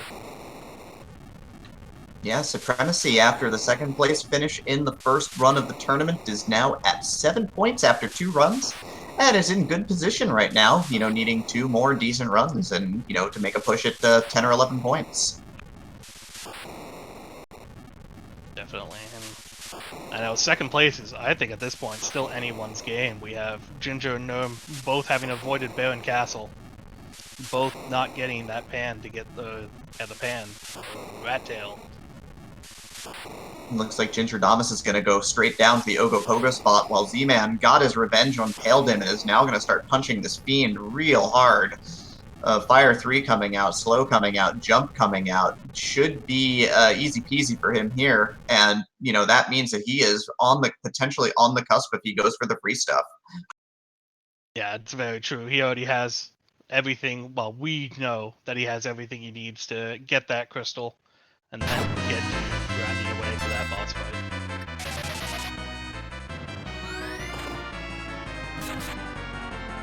No, I'm having some trouble here with the Baigen fight. This is definitely a nasty spot for Baigen to be in. Has a very high attack power.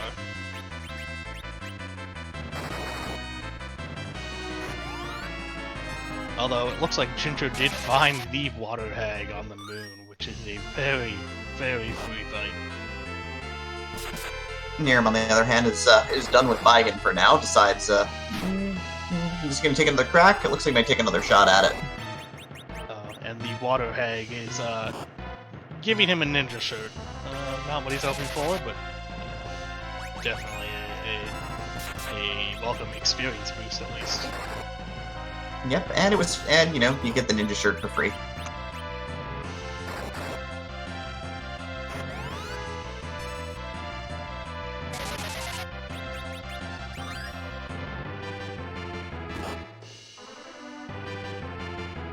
It looks like we are joined here by our winner of the race, Supremacy. Supremacy, first off, congratulations on the win. What did you think of that seed?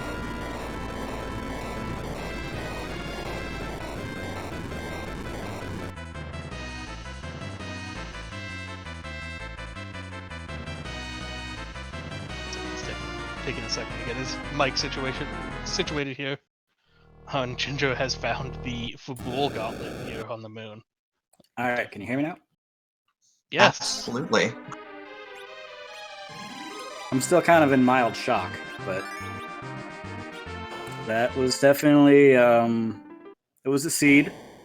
I feel like a lot of people might have got hung up at that pale dim spot.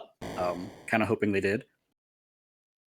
Yeah, there was, well, you, Neerrm, and Gingerdamus actually all got through that in relatively quick succession. There was some different variances in route taken, Neerrm and Ginger both skipping Baron Castle. Yeah, that's kind of a important one to see.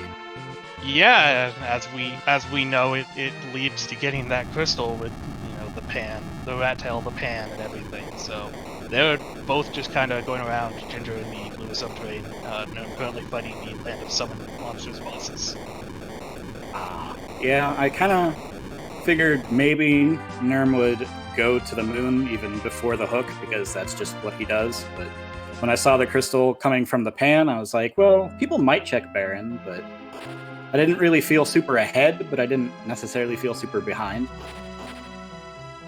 I kind of felt a little behind when I decided to go into Dwarf, check for items. They thought about doing it for a 10th key item, decided not to, went and hit up a few sirens, and then looked at my siren count and went, I don't have to go rebuy sirens, and Rydia could be replaced by somebody better, so went and did Dwarf, got lucky that it was a key item. I was actually hoping for the pass, too, so I didn't have to dive the moon. The pass was kind of what motivated me extra. It's like 10 key items plus pass is kind of good too hard to give up. And then got lucky with a 10th key item, which made the grind a whole lot faster. Yeah, definitely. That was a decent play. I mean, at the point we saw you, we knew you were well ahead at that point with no other NOs even having the crystal. Yeah, and apologies for the interruption. It looks like Z-Man has gone under to hit the Yang with the pan and Sylph Cave, and is taking a moment. This is real important, and it looks like he's going back up. He's gonna get his crystal, everybody. Yeah, so he had a lot of trouble with the Pale Dim Spot, went to the moon to grind, but it looks like he's going to be our second character to actually enter Go mode here.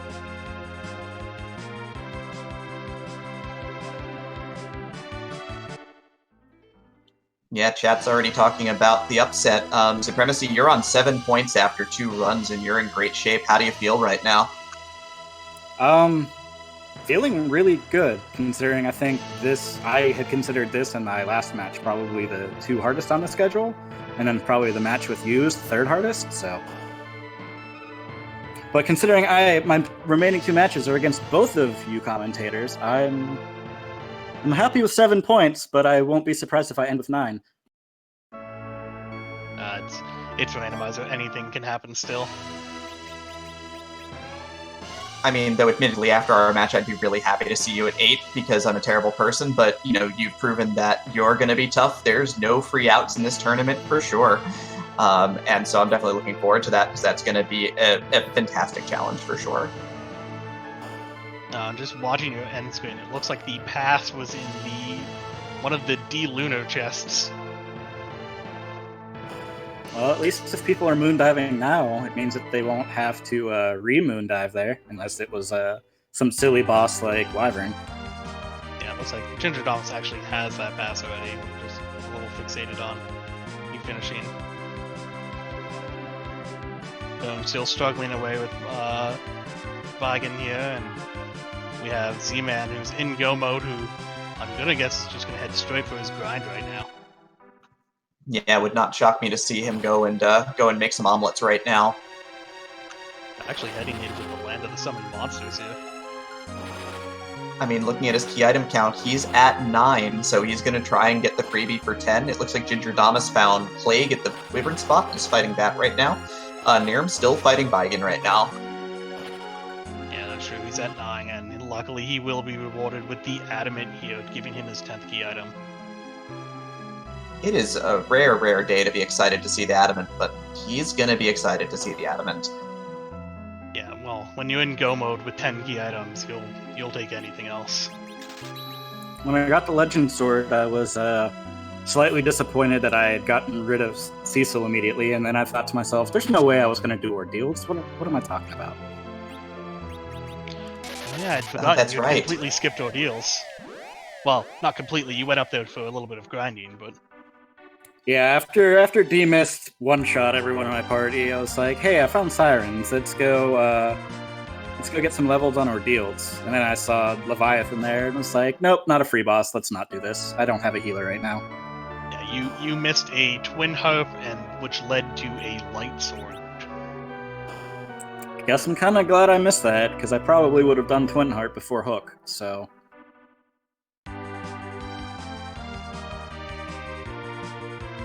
Yeah, your play of skipping Ordeals ends up paying out pretty well here. Looks like Gingerdamus is trying to Zergstall on Plague here, but does not raise the dead body. And now it looks like he's dropping like flies to the 0-0 counter. Yeah, it looks like Neerrm here is giving up on the Vigan fight and heading out. See where he heads next. We know he needs to head to Baron Castle, but it looks like he's going to head into the sealed cave. He'll find himself a magma key and then probably leave again. Yeah, Z-Man, of course, I think he's probably hunting around right now for Bacchus wines, just to make sure he's got that extra bit of kick for the final fight. But as we know, I don't think they were on this scene. Well, Supremacy, thanks for joining us. Again, congratulations on your win. Do you have any final words for the run or anything? No, I don't think so. Thanks for commentating. No problem. Thank you for running. Everyone watching, make sure you give Supremacy a follow, and give all of our runners a follow. They're all great runners of this game, and there's going to be plenty more of these races in the next month, as all 32 contestants have to do for these races.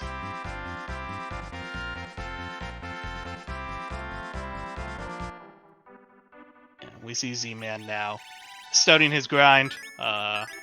Most likely just going to be getting to appropriate levels, and then heading to that last boss. Actually using his apples on Tella.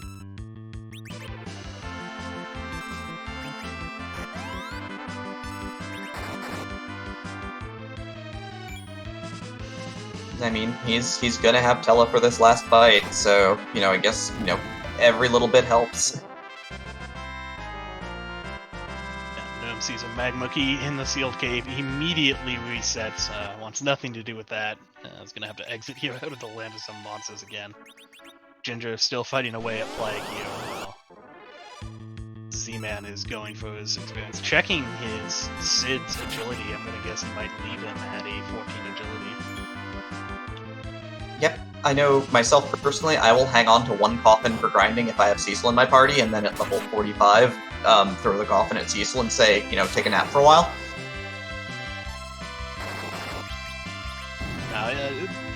I guess we didn't talk about it much, but manipulating the agility of Zemus can definitely make it a lot easier of a fight. Yeah, there's a lot to it, but you get that relative agility. The idea is that you end up getting a certain number of actions on that fight, but if your agility is right at a multiple of 14, you end up maximizing your ability to take actions because you have the maximum possible relative agility to Zemus. And unfortunately, it looks like we have Neerrm heading up to the moon to fight some of these lunar subterranean bosses, which we know all don't hold items that are going to help him very much. OPG Mel, this is technically the second race of all the races that have happened. I believe the next scheduled one is on the 3rd, but something could pop up in the next couple days. On August 3rd at, looks like, 9 p.m. Eastern, we will have another race right here. Yeah, and if anything that these first two races have showed us, the two things is that, anybody can win, and this is going to be an extremely exciting round of 32 as we make our push on to, the further parts of the round of 32. Oh, and Neerrm finding a wyvern on, I believe that's the Pale Dim spot, and immediately getting mega nuked. Rest in peace, Neerrm. They'll never find your body.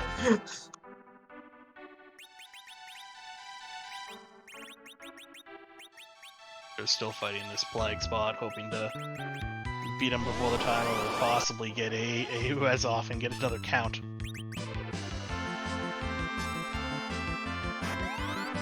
And it looks like we'll see him avoiding that wyvern boss, particularly nasty. There is a flag to turn off that opening Mega Nuke in the round of 32. We have turned that flag off, so he will open with that. Yeah, I think there's an assumption that all of the top 32 are good runners and that we can handle it. Sometimes it's just mean, though, in some of those high-level spots. Like, if the crystal was hiding behind that spot, you'd have to get fast enough, get some star veils off, and hope to live and be able to recover. Yeah, we'd be seeing some deep grinding. Yeah, Ginger finally gets plagued down here. We'll see what his reward for this fight is.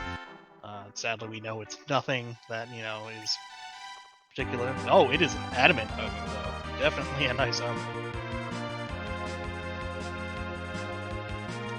Well, that will probably fuel a rage-fueled spree through the rest of Land of Summoned Monsters, except for Wyvern, who will still absolutely obliterate him. At this point, it looks like he's piecing out there, and I guess earlier he probably ran into Wyvern himself and knows he doesn't want to fight that. Z-Man is doing a thing that I occasionally do, which is go to Toroya, even though I don't have the pass. I think he takes a moment, realizes, oh, I don't have the pass, and he's going to go and grab the big whale now. Yeah, so, as we said, when Z-Man is struggling with Pale Dim, he was the only other one at the pan, so it was possible, and it looks like it could still be possible that he's going to be a second place finisher here. Neerrm finding the Football Gauntlet here on the moon is going to make, well, slow but quick work of this fight.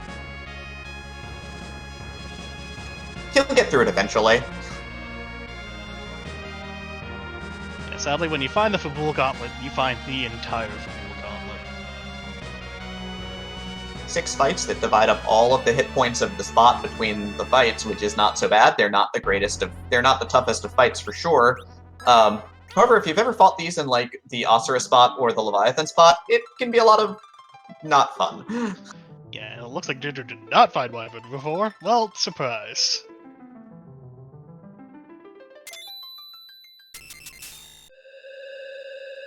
Ooh, can't even get the Moonveil off before the Mega. He gets it queued, but that's 7,000 damage to everybody. That's almost survivable. He just needs another 35 levels. It'll be fine. Oh, it looks like he might piece out of there now. Looks like he might head over to the Bahamut spot to look for another key item here. Yeah, as we know, the Bahamut spot's also going to have much of nothing, as chat is pressing F to pay respects to Gingerdamus there. Yeah, if I recall correctly, I saw in the ending credits we will be seeing the 4 Fiends fight here, and it did have a key item, though. Again, we know it's nothing that's going to be, key for beating the game.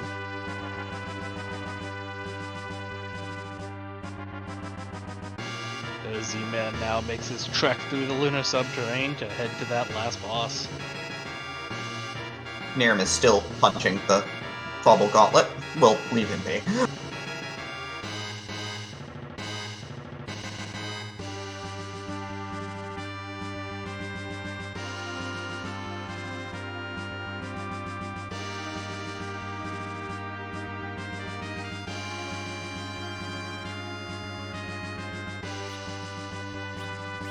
No, there was definitely some very nasty bosses on the lunar subterrane here.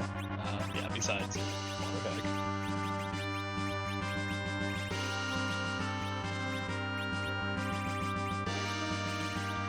Zman looked like he was hovering that exit for way too long for my tastes. I've had been flashbacks to the Final Fantasy I tournament and people losing to the exit boss.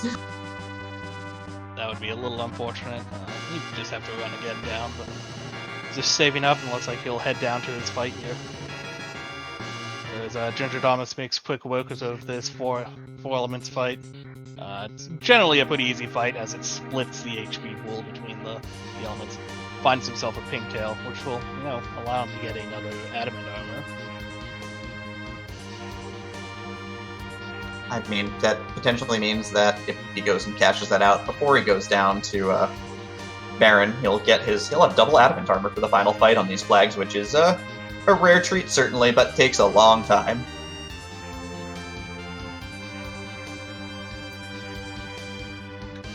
Unlike the qualifier flags with the T4 where adamant armors were basically falling out of the sky on everybody. Definitely. Z-Man is entering his Romus fight here. We'll see how he does on that. I didn't actually see what levels he went up to, but I'm sure he feels comfortable with whatever he went up to. I think the major one was Rosa's at 46 and floating around 2,050 hit points. So upper 40s, which again, fighters will be in good shape. Rosa, I believe, has a tiara and again, sorcerer's robe, so should be in pretty good shape there to go try Zerks with Rosa. Tella will probably get 1 Zerk off, which is more than you could hope for at this point. And we have Ginger heading back to Earth, going to the underground. Looks like he's going to do a keyless tower jump.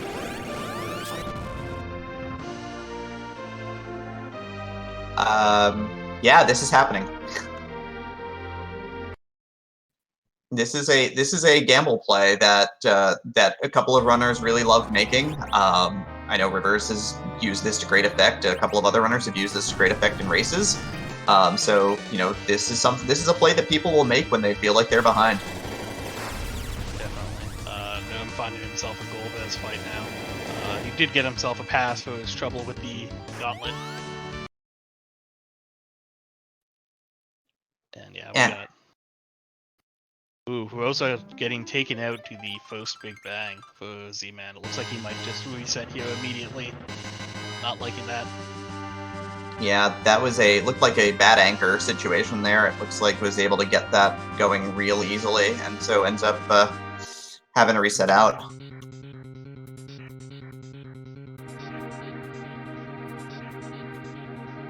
Ginger at the top of the tower. This fight could be.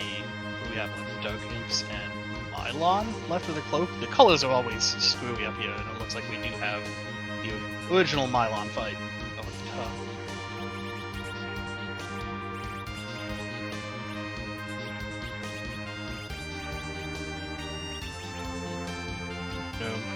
Making his way through the Golbez fight here, getting his characters eaten off. We'll most likely try and get some Star Veils off here to allow his characters to live. Might not even bother. This is a low magic attack spot, so might just feel comfortable beating Golbez down. Yep, he's gonna start hacking away at this point.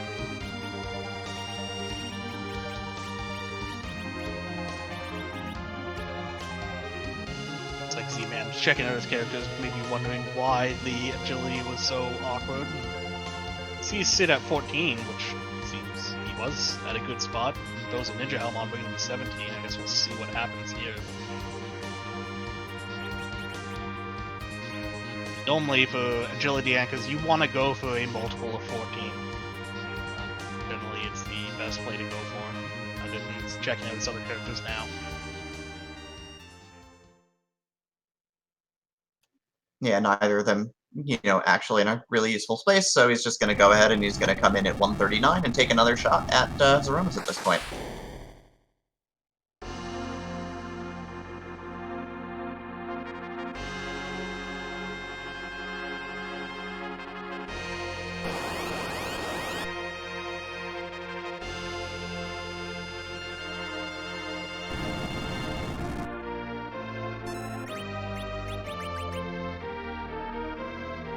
Gingerdamus making quick work of Mylon here.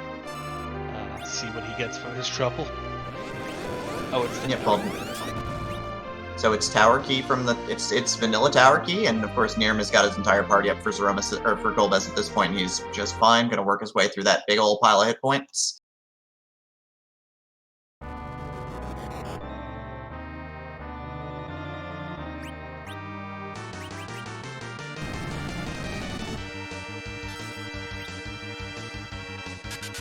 But educating some of us on the agility anchor stuff and waiting on certain characters and what to do. Yeah, if anybody runs randomizers, they know who Fred is. He is, definitely one of the big names. Work on Zelda 1, work on Z3R, bots for SRL, does some work for Free Enterprise. He's all over the place. He's fantastic. Yeah, definitely a nice find for the Crystal Sword from Golbez, which being the highest equipable attack item in the game. Definitely going to make Cecil a powerhouse. As he heads down to the Ogo Pogo, which we know to be Water Hag spot.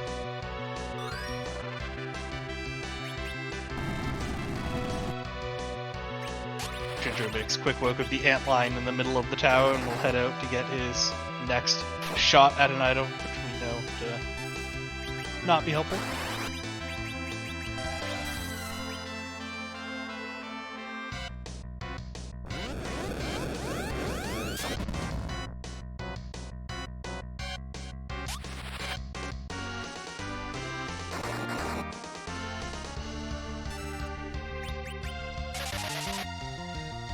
Alright, Gingerdamus gets another quick break here. He gets another coffee break. We'll have a cutscene for the end of the tower of Babel lowered.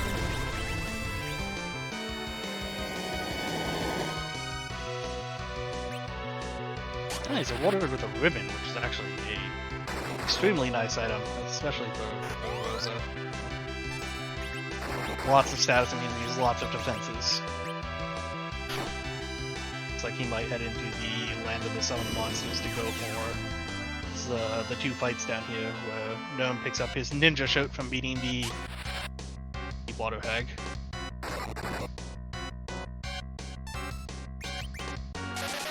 You have to believe that Neerrm and Gingerdamus eventually have to realize that they're running out of key item spots and that they need to go back to Baron.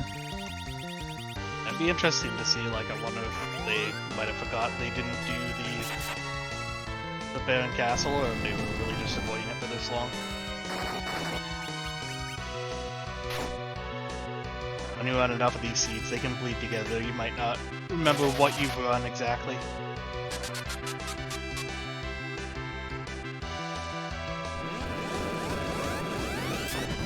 Yeah, it looks like Zman is going for Big Bang Nurse with slow here.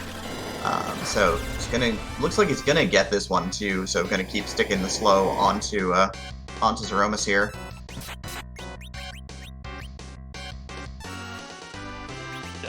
He's in a much more comfortable position now that his Rosa lived that first Big Bang, and he's able to get these nerfs off. He should be pretty comfortable with the fight. His Stella immediately goes down again, but... Yeah, with his 1 Vitality, ends up getting res with 5 hit points.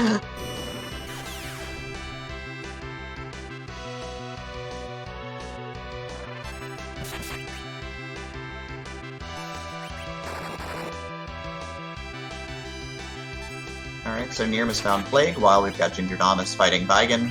Big thing is that Gingerdamus does have Adamant Armor on Gang, it looks like, so Gang is really well protected from everything.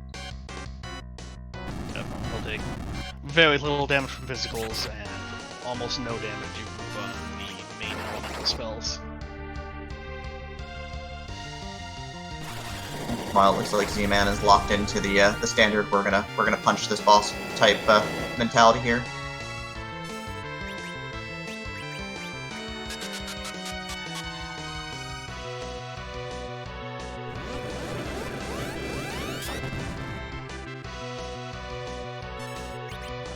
But he whips the nerf on this Big Bang, and things are going to get dicey as Rose is going to go down, so he's going to have to go full Chemist here.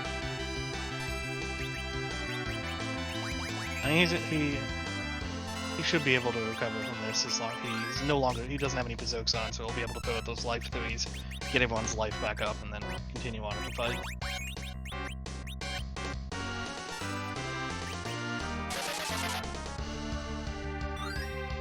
Yeah, I mean, every time you have to get yourself into recovery mode on this fight, it slows you down a little bit, but, you know, in exchange, it's a time you don't have to reset. Neerrm cuts down Plague pretty efficiently here, so he's going to get the item behind Plague at this point.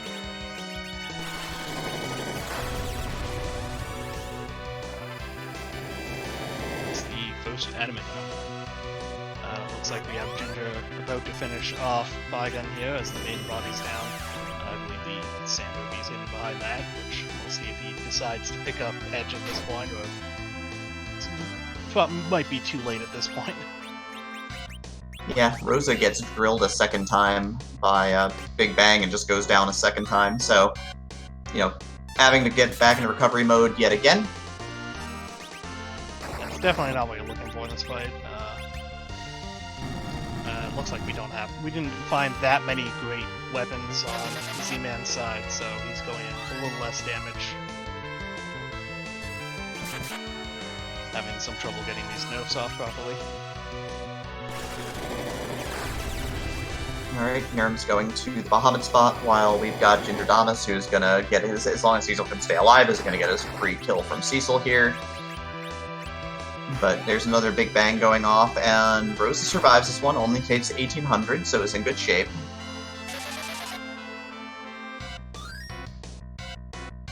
Definitely, we have Neerrm heading into the Bahamut spot to fight the Four Fiends.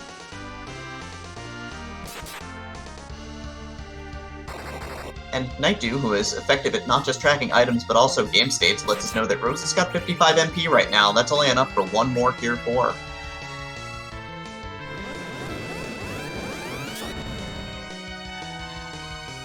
Yeah, it'll be interesting to see if he has any MP recovery items in his inventory, otherwise he might be running into a bit of trouble here soon.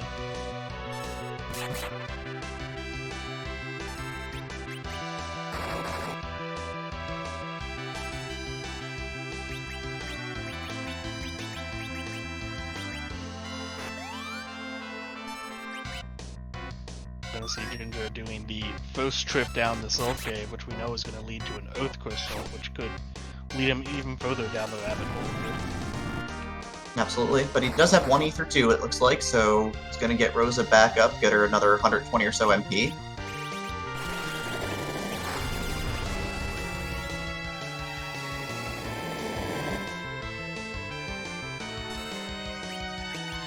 $119. That's awful.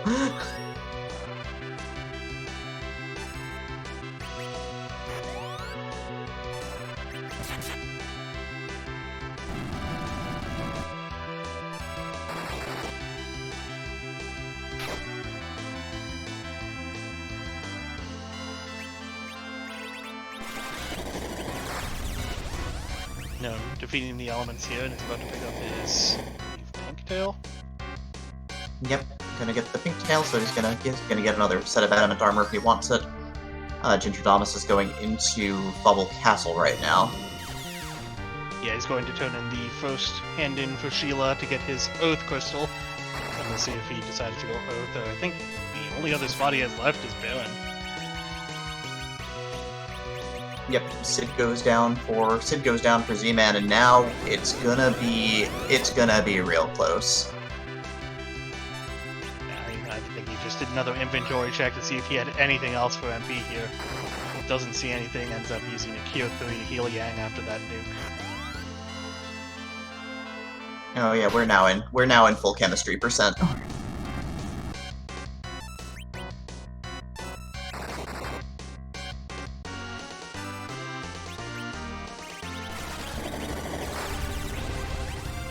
We got Neerrm coming down off the moon. We'll see where he heads next here. Looks like he's finally going to head into Baron.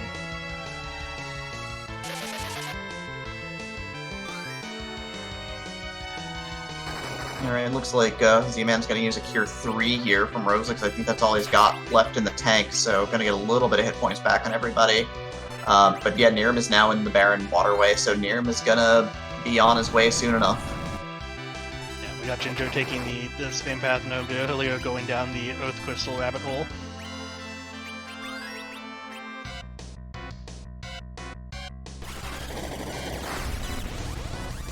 It's like Z-Man even only has 3 Cure 3s left, so he's definitely running out of resources here. Yeah, Kane dies, gonna throw the Cure 3 onto the ground and not hit anything, so now it's up to Yang and Rose together to make this happen.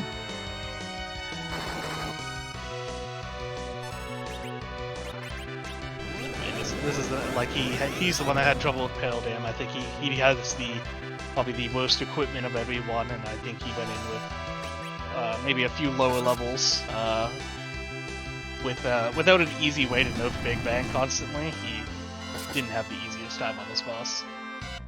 Yeah, and Yang goes down right now, so now it's just Rosa and a staff, and gonna take another Big Bang in a sec. Yeah, this is almost certainly the end for Z-Man. He's gonna have to reset. He's gonna have to decide if he wants to grind some more or just go for the fight again. Yeah, this is gonna be a brutal reset if it happens, so. The thing is, with his gear and possibly needing to grind some more, Neerrm can make it through these fights quickly, and it looks like he's heading to the Odin spot first, which he knows nothing, but Neerm's gear and characters, I think, are already leveled enough for Zeromus, so, and he has the pass, he could get in there pretty quickly. Yeah, Z-Man's DPS was really low on that fight. Level 45, 46, 47 without a ton of good weapons is not where you want to be.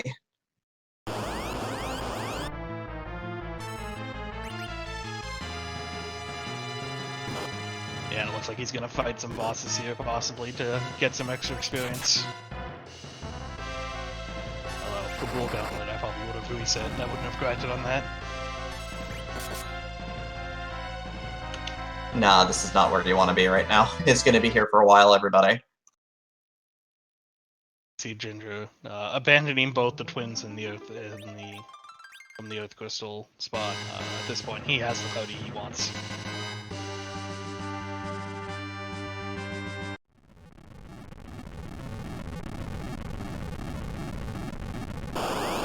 Cecil, Neerrm with Cecil with a crystal sword, making quick work of these D-Lunar dragons. Yeah, looks at them funny and just cuts them in half. Yeah, it looks like Z-Man's gonna reset out of his Gomez fight as well. Not having any luck finding anything easy to grind on. If he still has Sirens, he should be able to go back a couple rooms and fight those King Ryus if he knows about it, but looks like he might head down into the Water Hag fight at Ogopogo. Yeah, I mean, that's 200,000 experience points, I think, which is nothing to cough at. No, I definitely might give him a couple extra levels that might make the difference here for his fight.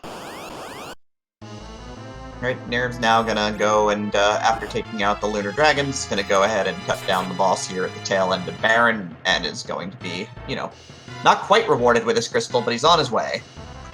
Oh, definitely. He's gonna pick up the rat tail here, I assume, immediately turn that in with the pink tail, get his other adamant armor, get the pan, go down, and probably follow that path. I doubt he'll go tower before having pan once he picks it up.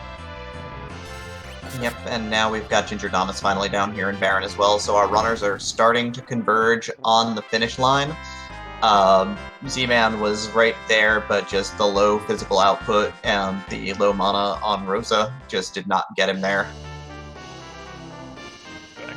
Yeah, and Z-Man takes out the Water Hag fight, gets 2 levels on all of his characters, and a Ninja Trope for his trouble. Yep, Neerrm is put out Ogopogo's waves there and is going to look at Sid and go, I probably don't want him at this point, and then go and start turning some stuff in. He almost just missed Rosa there. Neerrm's too good at menuing. He had to be trolling us.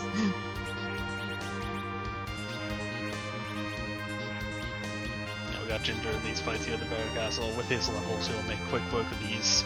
He'll pick it up his rat tail here soon.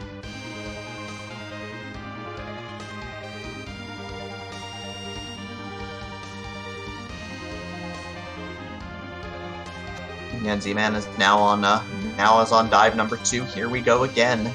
He's gonna get there. He's gonna get there before the other 2 runners for his second try. So we'll see if he can pull this one together and get there. Definitely, he's gonna have a little bit of a head start. Again, he has a lower damage output, and the other 2 definitely have found the pass at this point, diving the Lunar subterranean.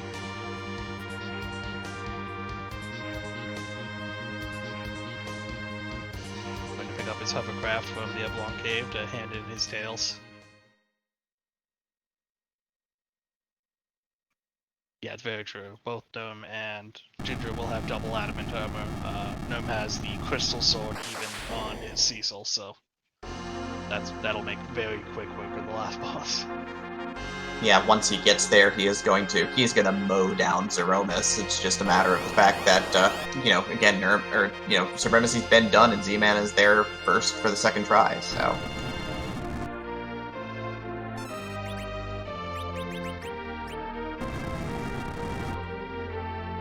So, take 3 for Z-Man. Neerrm has his pan, he has his next adamant armor, which he's even just gonna equip on Cecil. Point. He doesn't care about agility. Yeah, he's all in at this point, and I mean, you're gonna see some really big numbers on Zeromus, everybody, from that Cecil, because he is going to be incredibly powerful. Looks like he's gonna go turn in his pan immediately, which we know will lead to his crystal, and I would bet immediately go to the pass location. Yeah, he has no more need of levels at this point in time, and I know everybody talks about adamant on Cecil being this bad thing, but since it adds 15 agility and the anchor number is 14 anyway, it really does nothing. It's okay to put the adamant armor on Cecil. You should do it.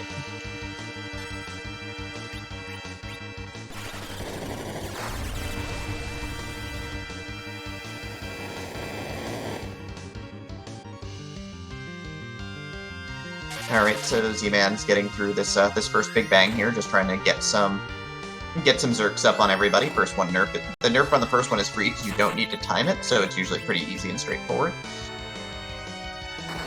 We see Ginger quickly following in Gnome's footsteps, about to go turn on his tails. I'm gonna guess we'll follow the exact same steps as Gnome here. Yeah, no need to do much of anything at this point. Just get your pan turned in, get your crystal, and he's gonna go to the pass spot as well, most likely.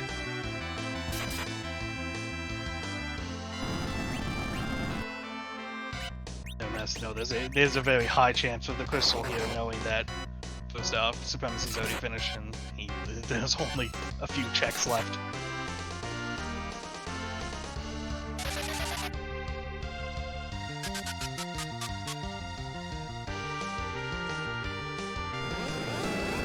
And Neerrm has this crystal.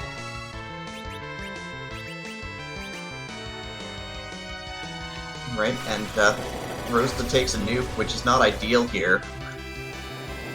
Immediately followed by a Big Bang. Well, he's gonna have to pick her up, it looks like, unless she takes a real low roll from a Nerf Big Bang here. And she lived through it. Oh, that's a good sign. That's what you want to see. The resilient Rosa holds up strong against the Big Bang. Definitely a very nice thing to see, living through a nuke and a Big Bang. Usually you're in a pretty good position at that point.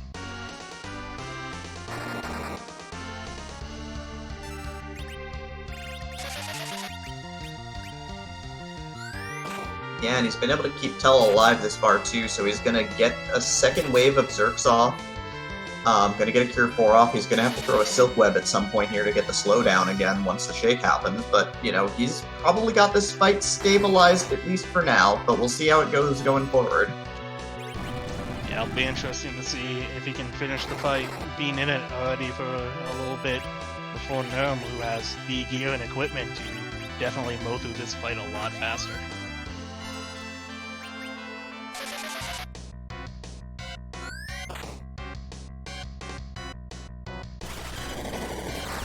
Yeah, looks like Z-Man's committed to not nerfing this second big, or this Big Bang here. He looks like he's gonna take it full on. Tell is definitely gonna die. Rosa's at 2170, should be okay, but wounded, and we'll see. And she lives through. Kane being in the air too, I think not even targeted by this Cure 4 should make it so that these three characters get healed up quite a bit. Yep, Neerrm hopping in at 159 to the last fight, and it looks like Gingerdamus is going to be right hot on his heels here, so we are getting close. So definitely, you can see, like, all these runners are good. Supremacy made all the right choices. Z-Man had a little trouble with that pale dim spot, but had all the key items he needed going into the underworld, so...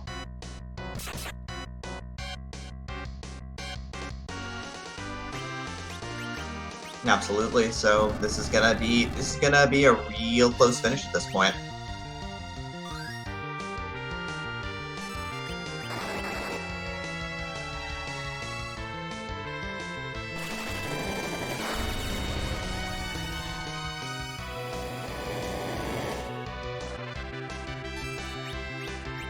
Yeah, no, it's definitely very smart of Z-Man to recognize that he might, need a couple more levels, finding an easy boss for him to defeat.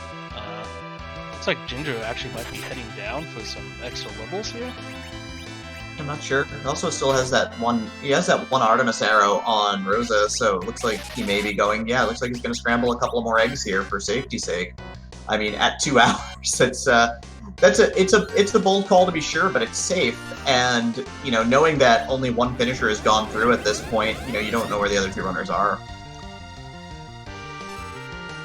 No, though I would assume at this point, him, even himself, having doing most of the game and knowing that everyone in this top 32 is a good runner, has to know that everyone should be getting close at this point. Yep, and Neerrm, of course, we'll see Big Bang 1 go out, and Rosa takes a whole 191 damage from it, and Cecil comes and deals out a whole 6,000 damage with his first swing. Yeah, like, this is going to be a very quick fight for him.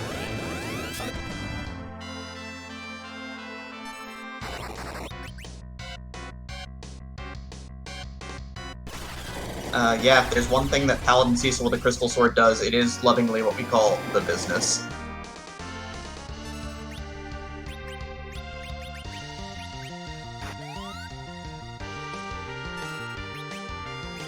Alright, Z-Man gets through another Big Bang here successfully, so he's holding up alright. Gingerdamus looks like he has decided that he is done with the grind, and he is going to hop back up, getting a little bit of safety, so he's going to start the fight against Aromas in a couple of minutes here.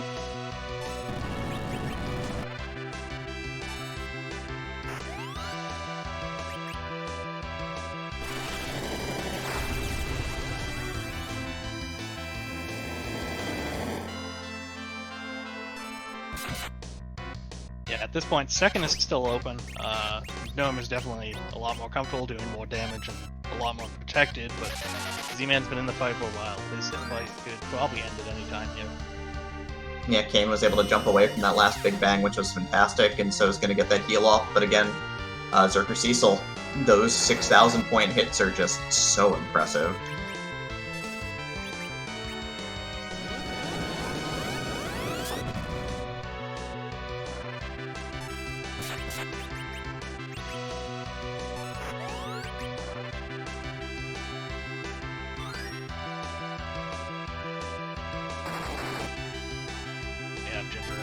Fight here at 2 hours and 3 minutes. Yeah, he's got Paladin Cecil with an Excalibur, so, you know, anything's possible at this point from a DPS standpoint. Although I'm pretty sure I saw him throw the Curse Ring on Cecil. I don't know if he took that off afterwards. Yeah, Curse Ring drops all of your stats by 15. In exchange, it makes you elementally absorptive. The big thing, though, is with that minus 15 agility, but also the minus 15 strength and agility, it makes Cecil really weak. So I don't know if I agree with this, but that's what we're going with today. Yeah, and Chekhov's in the race, basically everything was randomized, and Supremacy just made all the right decisions to get the items he needed to get to the last boss as fast as he could and level up his characters. Some of the other characters skipped a dungeon that ended up being vital for the key items, and then they kind of did a game of looking around, and we see a Meteor phase on their own stream here. Yeah, that again, Cecil just, wow, that was a crit for 70, 700, just charging through. The damage output is real, everybody, and GG to Neerrm, second place finisher, 2 hours, 4 minutes, 12 seconds. Yeah,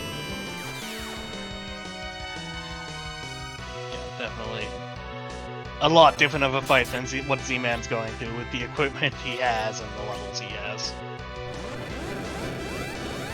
And we are actually joined by Neerrm here. Congratulations on second place, albeit a probably not one that you were looking for. I don't know. That seemed to take a while to get to the crystal there for you.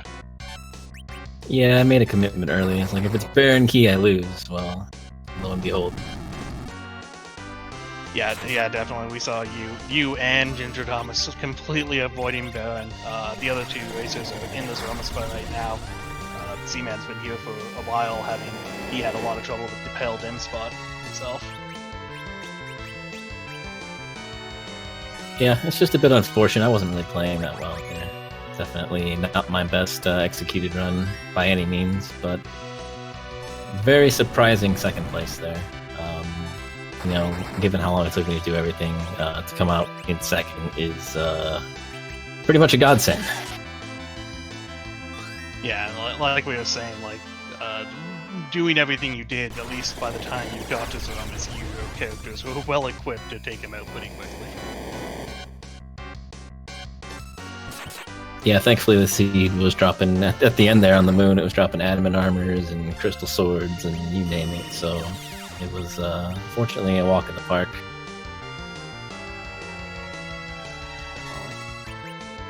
Yeah, I was actually wondering while you were going through if you had realized you hadn't done the Baron Castle still, or if you were just at that point giving up on it. And, like you said, if it was the Baron Castle, you were just kind of not gonna finish as fast as you could have. Yeah, it was definitely a conscious decision. In K, no, that's like a holdover from what I do in K1 because Baron has that long cutscene at the end. But in K2, there's 2 spots there, so it's a little more of a better play to check it. But I just made a decision to not go there, and boy, was it the wrong one. But definitely, and you also, I think you were one of the few runners that wasted, not wasted, but took a lot of time trying to beat that Vigan spot. Ginger went back there later, which ended up being Sand Ruby, but... Yeah, that was rough. I was really disappointed in myself for not having done more grinding, because I know by getting that spot's really rough. But at the same time, you know, I didn't want to overgrind, because a lot of the times with the seed you end up going to the moon, you get a bajillion experience anyways, so you don't really have to like grind too much. But knowing Bigen's in that spot, it's a rough fight. I should have done more grinding, and that bit me in the butt there for a while, for sure. Yep, with apologies to interrupt here, with the white on Zeromus, Z-Man has finished here with a time of 2 hours, 7 minutes, and 14 seconds and taken 3rd place in this race today. Definitely, and he might be a little disappointed being, I don't know if he knows he was the second person to the Zeromus fight, but having a little trouble with his low levels and everything. Yeah, it was a tough run to be sure, and, you know, having to take 3 takes on Zeromus is sometimes pretty tough, so that's how it goes.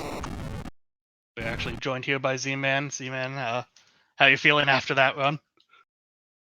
You know, I am absolutely convinced that whole 14 agility sure, thing and, on you know, Zeromus is 3 complete takes on crap. Zeromus is sometimes pretty tough.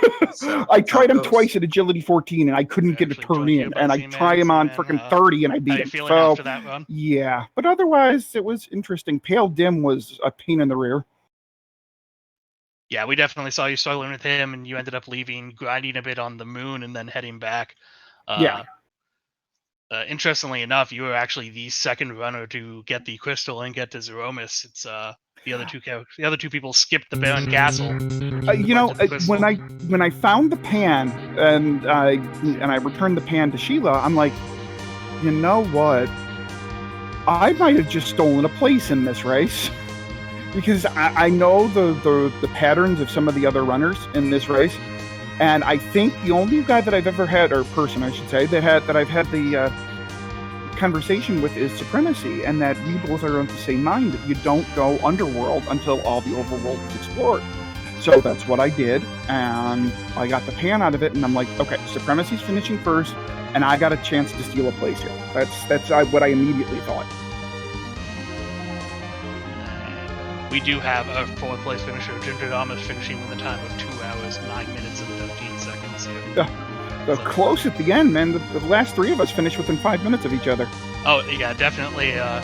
We saw you kind of grinding away while the other 2 cleaning up the last few spots, but with the better equipment and already being leveled, they made really quick moves. How much better equipment are we talking about here? A couple adamant armors, crystal sword. Yeah, Neerrm Cecil was hitting for 5,500 to 8K on Zeromus. It was spectacular. Where was Cecil? Dwarf Castle. Of course, and I didn't do the Dwarf Castle. Fantastic. Definitely. Since Neerrm is still here, GG. Good game, Z-Man. But yeah, with that, definitely give a big hand to all of our runners here. A big GG to everyone that finished. Supremacy for finding the right breadcrumb trail and finishing fairly quickly, and everyone else for slogging through the boats of the seed. Make sure you give all of these runners a follow. There will be many more races to come over the next month here. Yeah, this is race number 2 of 32, so we've got a lot of work to do here for sure. But of course, now we have, again, just as a quick recap, we have Supremacy at 7, Neerrm, you're at 3, so, you know, that's how that goes. Z-Man's at 2, we've got Gingerdamus at 1 at this point. And yeah, another hand for Night Dew for being our tracker. He actually had a lot to do this time. Definitely, if you want to see a lot more of this action, our next scheduled race at this time is August 3rd at 9 p.m. Eastern. That's between Mr. UBQ, Couch23, Dusty Griff, and it looks like Z-Man again. And that will be hosted here on OBG Limit Break again. Yeah, and of course, we would like to thank Randomizer for letting us use their tracking software and their tracking layouts, so thank you very much. Of course, we had Elmagus on the restream tonight, so thank you, Elmagus. Night Dew doing a lot of work tonight, answering a bunch of questions, and pushing a lot of buttons, having to track a lot of items in 4 different routes tonight, which was pretty fantastic. Khobahi, it was, of course, a great pleasure to work with you tonight. You as well, Demon. And I think with that, of course, for all of the fans of Free Enterprise, all the fans of Final Fantasy, we look forward to seeing you here in a couple of days for our next race. Keep on coming out. Like I said, we got 30 more to go. And with that, everybody, have a fantastic night.